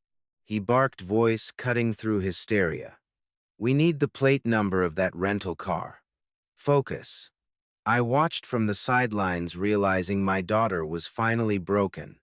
But the cost of her clarity was the very lives of my grandchildren. The precinct doors slid open, and a bike courier in sweat-stained spandex entered, looking confused by the chaos. He had a package addressed to the architect. Morrison intercepted it inside. Wrapped in a blueprint of the Mount Pleasant estate was Milo's digital watch screen, smashed and frozen at 300 p.m. The sharp metallic scent of blood on the watch glass hit my nostrils. He sent this to taunt me, I whispered, heart thudding. As Morrison tilted the watch, I saw a tiny bloody fingerprint. It wasn't from Milo. The size was wrong. It was from Lark. My brave little girl had fought back, but it was the soft electronic chime of an iPad notification that cut through the noise like a bell in a cathedral. Agent Miller's head snapped up from his workstation, eyes widening as he stared at tracking software. "We've got something," he said, voice sharp with urgency. "It's coming from a cellular-enabled iPad registered to Emma Ward." The room fell silent, except for server hum and distant police radios. I pushed through the cluster of officers, heart hammering, as I leaned over Miller's shoulder. "What does it say?" Miller's fingers flew across the keyboard, pulling up the notification. It wasn't a standard message. It was a location pin dropped in the Find My Friends app, the kind of breadcrumb a smart child would leave when she knew her phone had been taken. Attached was a single line of text typed with careful precision. "Blue Heron Motel, Highway 17 North, Room 14. The message was timestamped 3 minutes ago. And below was a second line that made my blood run cold. "Grandpa, he has a knife. Please hurry. That's my girl," I whispered, voice breaking with pride and terror. "She's telling us where they are." Morrison was already on his radio, barking orders. "All units, we have a confirmed location. Blue Heron Motel, Highway 17 North, Room 14. Suspect is armed with a blade, holding 2 juvenile hostages. Code 3 response, but maintain perimeter. No sirens within half mile. I need SWAT mobilized now." The room exploded into motion, but I stood frozen. The Blue Heron Motel was a relic from Charleston's past, a 2-story roadside motel on the edge of condemnation. I knew it well. My firm had assessed its structural integrity in the 9S. The building was a death trap of rotting wood and failing supports, and Preston had chosen it for exactly that reason. "How long until SWAT arrives?" I asked. Miller checked his screen. 12 minutes, sir. Maybe 15 with traffic." 12 minutes was an eternity for 2 children trapped with a man willing to kill.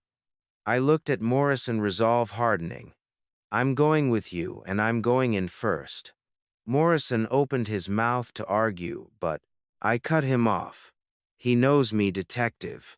If you send in a badge, he'll panic. But if I walk through that door, he'll think he still has control." Morrison stared at me, then nodded. "You wear a vest, and you follow my lead. The second I give the signal, you drop to the floor." "Understood." As we rushed toward the parking lot, I looked at Emma's message one more time. She had given me the blueprint. Now I had to execute the rescue. The Blue Heron Motel wasn't a landmark. It was a tombstone marking the death of Charleston's roadside glory. A 2-story relic with peeling paint and a flickering neon sign that buzzed like a dying insect. As Morrison's cruiser skidded into the gravel parking lot, the smell of hot asphalt and stale exhaust mixed with salt breeze from the marsh beyond.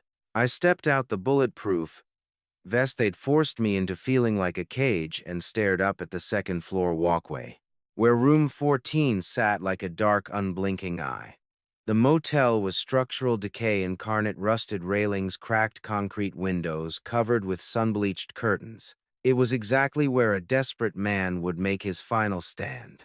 SWAT had established a perimeter, blackclad forms moving like shadows as they positioned behind vehicles and along the exterior stairwell. Morrison gripped my shoulder. "He's in room 14, second floor, northeast corner. Curtains drawn, no movement but thermal shows. 3 signatures, 2 small, 1 adult." Relief that my grandchildren were alive was crushed by knowledge of what Preston could do when cornered. "How do you negotiate with a man who sees humans as line items on a balance sheet?" Morrison's radio crackled. "All units in position. Snipers on adjacent building have a clear line to the window but can't get a shot without risking the children. Recommend contact. Negotiation." Morrison turned to me. "This is your play, Tane.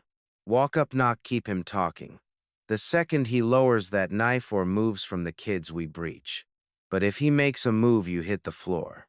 I adjusted the vest, feeling the concealed wire taped to my chest.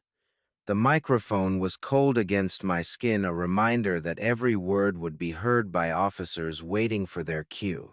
I began the long walk across the parking lot, footsteps crunching on gravel. The afternoon sun was brutal, reflecting off metal railings. As I climbed the stairs, each step groaned.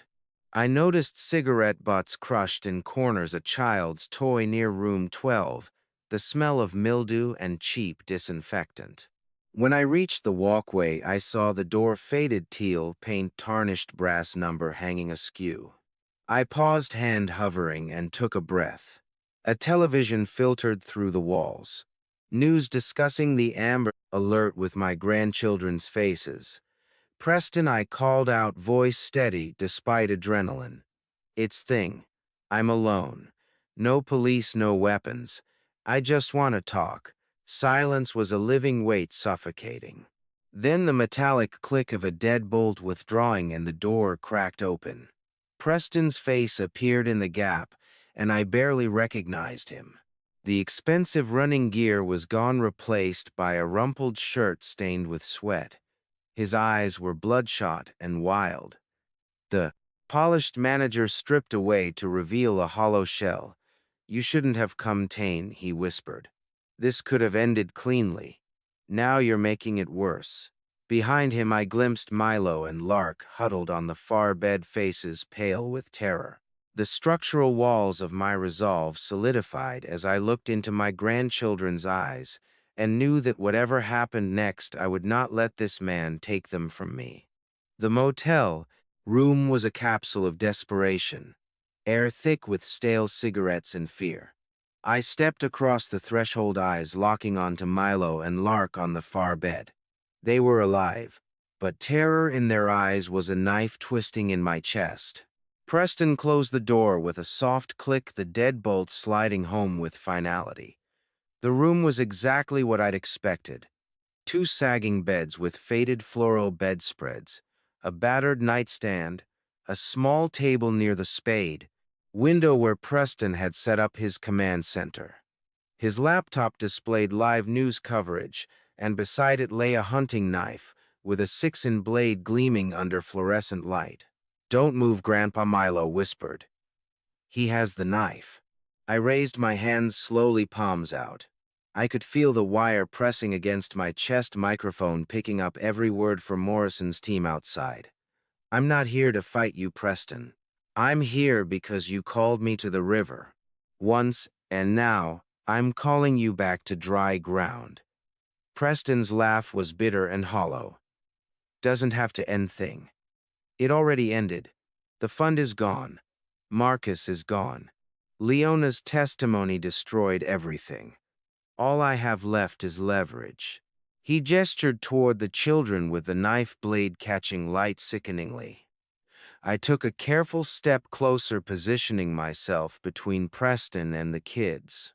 The floor creaked, a reminder that this structure, both building and situation, was on the verge of collapse. You think they're leverage? I kept my tone conversational. Preston, they're your stepchildren. You tucked them in, went to their school plays. Somewhere you must have felt something. His face twisted. I felt bored. Thing, like I was babysitting someone else's mistakes while waiting for the payout. Do you know what it's like to smile at a child when all you see is a decimal point? The casual cruelty hit like a physical blow, but I stayed calm. I needed him talking, giving SWAT time to position. Through the curtain gap, I caught a glimpse of a black-clad figure on the exterior walkway. They were getting into position, but the room's layout made a clean shot impossible. Preston stood too close to the window. You're right, Preston. I underestimated you, Margaret. Susan, even me. You're a builder like I am. You just build with different materials. His eyes narrowed. What are you saying? I'm saying you win. You want leverage. Take me. Let the kids go and I'll be your hostage. I'm worth more alive. I'll sign whatever you want. Just let them walk out. For a moment, calculation flickered across his face, but then Milo spoke, young voice, cutting through tension. Don't listen to him, Preston. Grandpa's wired. The cops are right outside. My blood turned to ice as Preston's gaze snapped to my chest, eyes widening. The boy had just thrown a grenade into the negotiation. Preston's face contorted with rage as he lunged, knife raised, and the careful architecture of the standoff collapsed into chaos. Outside, Morrison's voice crackled over megaphone. Preston Ward. This is Charleston Police.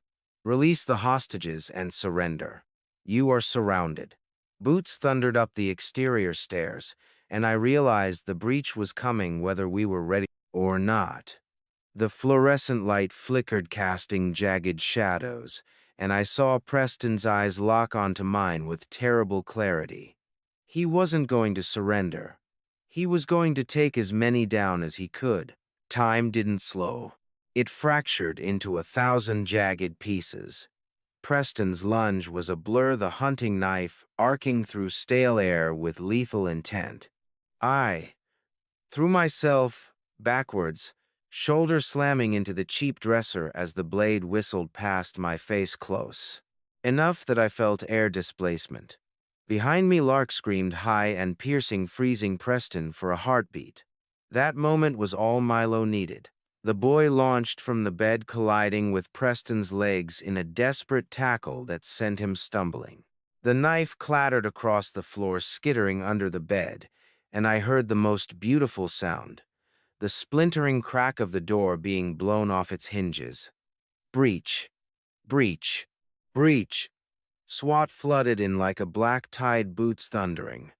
Flash grenades detonated with blinding light and concussive blast that rattled my teeth. I dropped to the floor, covering my head as the world became chaos. Shouted commands and accured smoke. Get down. Get on the ground. Hands where we can see them. Preston's scream of rage cut short as officers tackled him, their weight driving him into carpet. Zip ties ratcheted tight. Then, Morrison's voice. Secure the suspect. Get the children out. Clear the room. Strong hands pulled me up, guiding me toward the door. Through smoke, I saw Milo and Lark being carried out by officers wrapped in protective arms. Grandpa Lark's voice cut through noise.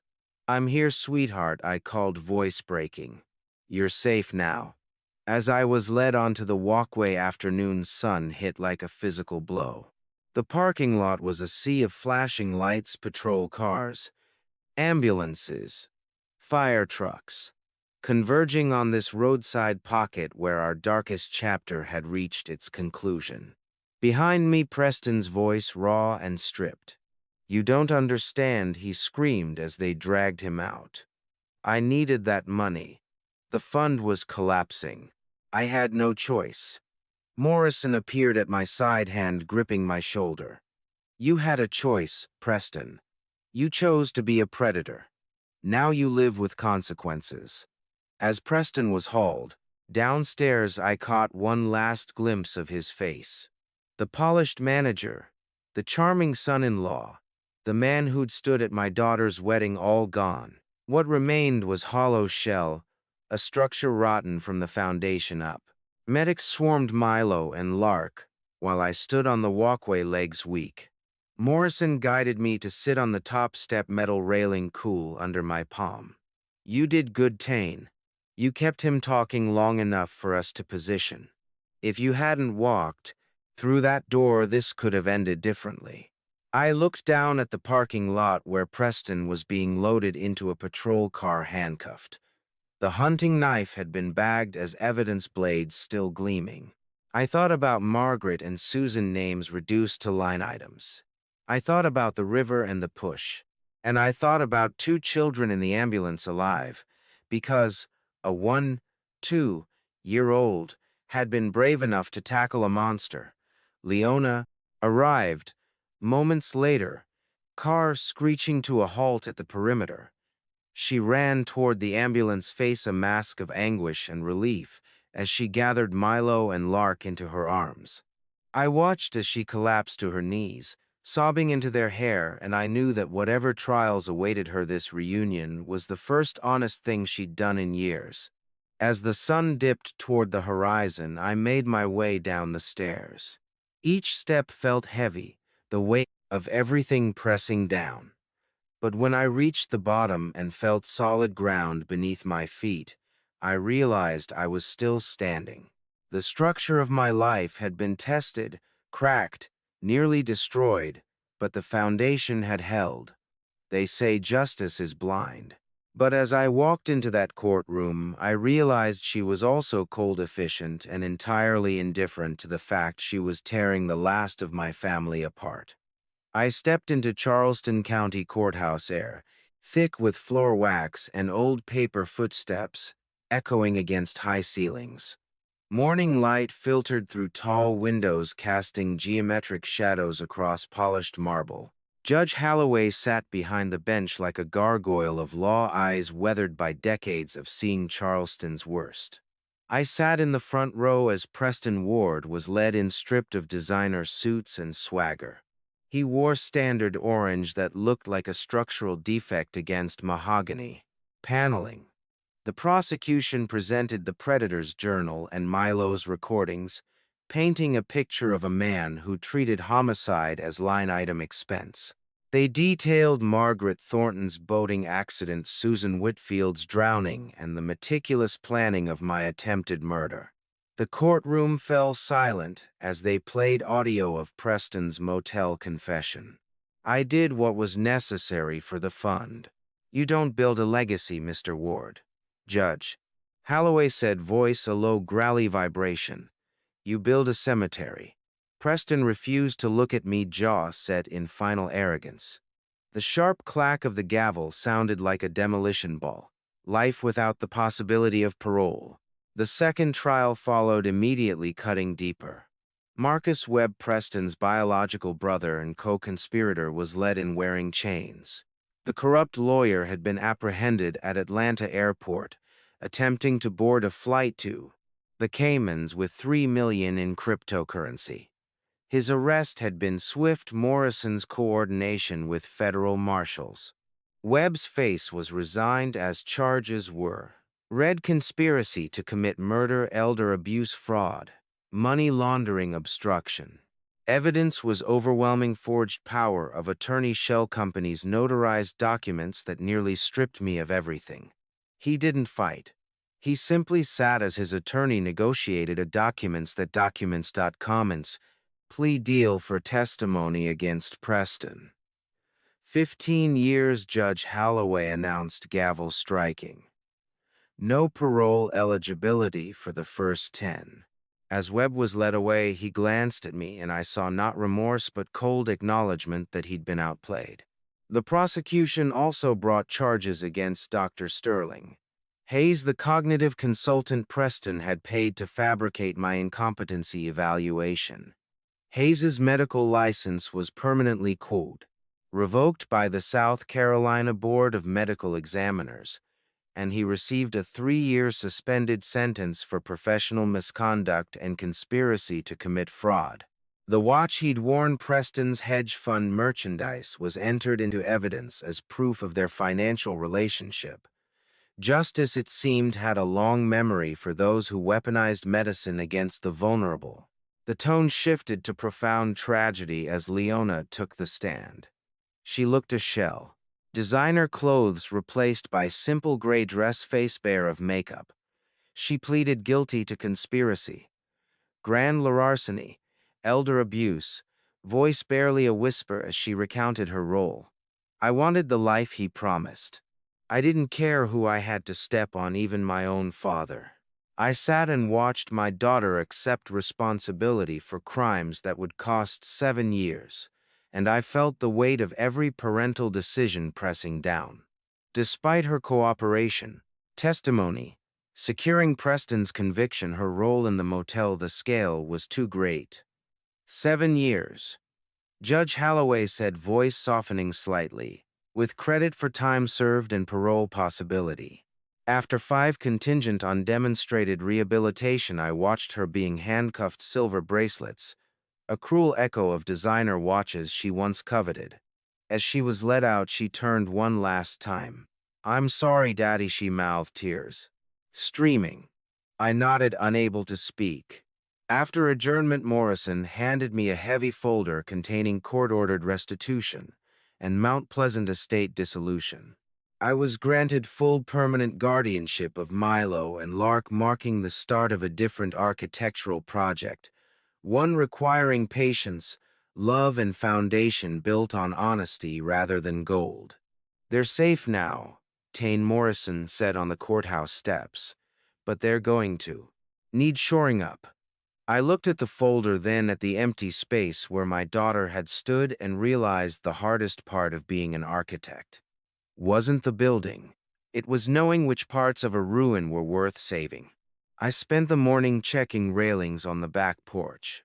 Not because I didn't trust the wood, but because verifying every support beam had become the only way I knew how to breathe. 6 months had passed since the trials. 6 months of learning to be a full-time guardian while carrying the weight of a daughter locked behind bars. The visiting room at Leith Correctional Institution smelled of industrial cleaner and despair. I sat at a small metal table, hands folded, waiting for the guard to bring Leona out. Milo and Lark sat beside me, young faces tense. "It's okay to be nervous," I told them quietly. "She's going to look different, but she's still your mom." The door buzzed open and Leona walked in. The transformation was structural designer labels gone, replaced by standard beige uniform. Her hair was pulled back, face bare, eyes carrying a clarity I hadn't seen in years. "Daddy," she whispered, voice breaking. "I didn't think you'd come." Milo and Lark launched themselves at the plexiglass barrier, hands pressed against the surface. "Mom, we missed you." Leona pressed her own hands against the glass, matching their small palms. "I missed you too, babies." Every single day, the guard allowed a brief contact visit, a privilege earned through good behavior. She hugged Milo and Lark with a desperation that spoke of 6 months separation. When she released them, she turned to me. "I don't know how to start, Dad. I don't know how to apologize." "Forgiveness isn't a sudden coat of paint, Leona," I replied, taking her hand. "It's the slow process of sanding down old layers until you find smooth wood underneath." She told me about the forensic accounting degree, the therapy sessions, confronting the materialism that made her vulnerable. "I want to help people like you, Dad, track down predators so no one else goes through this." Leona pulled out a handwritten letter, hands shaking. She read aloud a detailed accounting of every decision, every forged signature, every moment she'd chosen. Silence over. Truth. Not an excuse. A confession. At the end, she looked directly at me. "I chose the gold over you, and I'll spend the rest of my life proving I understand what I lost." I reached into my jacket and pulled out Helen's note. "Your mother knew, Leona," I said quietly. "She saw the shadows in Preston's eyes before any of us did." Leona unfolded it with trembling hands, reading the elegant script. "Don't let our daughter lose her way in the shadows." Tears streamed as she pressed it to her chest. "Mom tried to save me," she whispered, "and I didn't listen." As the guard signaled time was up, Milo handed his mother a drawing, a sketch of the Trad Street house with all of us on the porch, including a small figure labeled "Mom coming home soon." Leona held it to her chest. "I'll be home, and when I am, I'll be the mother you deserve." As we walked out into bright November sun, Lark slipped her hand into mine. "Do you think she meant it, Grandpa?" I looked back at the gray concrete building, then down at her hopeful face. "I think she's finally building a foundation worth standing on." 3 years later, I stood at the water's edge, fingers tracing the cold reinforced steel of the new railing along the Ashley River promenade. A small memorial plaque honored Margaret and Susan, the women Preston had treated like disposable scaffolding. The double-bolted supports were exactly what I had recommended. You can't stop the tide, but you can make sure the pilings are deep enough to hold. Never let them tell you that your years have made you weak. Your years are your reinforcement. I reflected on the true meaning of family structure, thinking of Milo's keen eye and Lark's resilience. They were the load-bearing beams of a future that a predator tried to demolish. Even Leona's scars were part of the foundation. Now the oldest buildings know how to survive the storm. I looked out at the Charleston winter sunset, the sky turning deep purple. I have signed over the garrison firm to Milo, ensuring the legacy continues through the boy who saw the first crack in the wall. Life isn't a finished drawing. It's a constant revision of blueprints until the structure can stand on its own. I turned my back on the river and walked toward the light of my home, knowing that, while the water would always be there, I finally knew how to build a bridge that would never break. Looking back now, I realize this was never just a fight for survival. It was a painful family story about blindness, pride, and the dangerous comfort of trusting the wrong people. For years, I believed that providing for my family was enough. I thought that love, silence, and patience would somehow hold everything together. But the truth I learned from this family story is simple: when respect disappears, the foundation of a family is already beginning to crack. If you take anything from my family story, let it be this: never ignore the warning signs simply because the person hurting you shares your last name. Some people watching might call what happened at Dad revenge, but in my heart it never felt like revenge. A real dad revenge would have been driven by anger and bitterness.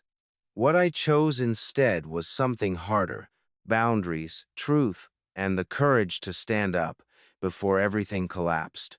If there is one mistake I hope you never repeat from my journey, it is sacrificing your dignity just to keep the peace. Sometimes people describe my actions as a dad revenge, but for me it was about protecting the innocent and refusing to let evil hide behind the word family. I also learned something deeper about faith. There were moments when I thought the river would be the end of my story, but somehow the truth surfaced at exactly the right time. I believe that God has a way of revealing what is hidden when the moment is right, even when darkness seems stronger. Thank you for walking with me all the way to the end of this journey. I'd truly like to hear your thoughts. What would you do if you found yourself in that same impossible situation I faced? Your perspective matters more than you know. If this story resonated with you, consider subscribing so you don't miss the next one. And a gentle note: while the narrative touches on real-world themes and social issues, certain elements were dramatized to enhance the storytelling experience. If this type of story isn't for you, feel free to explore other videos that may suit you.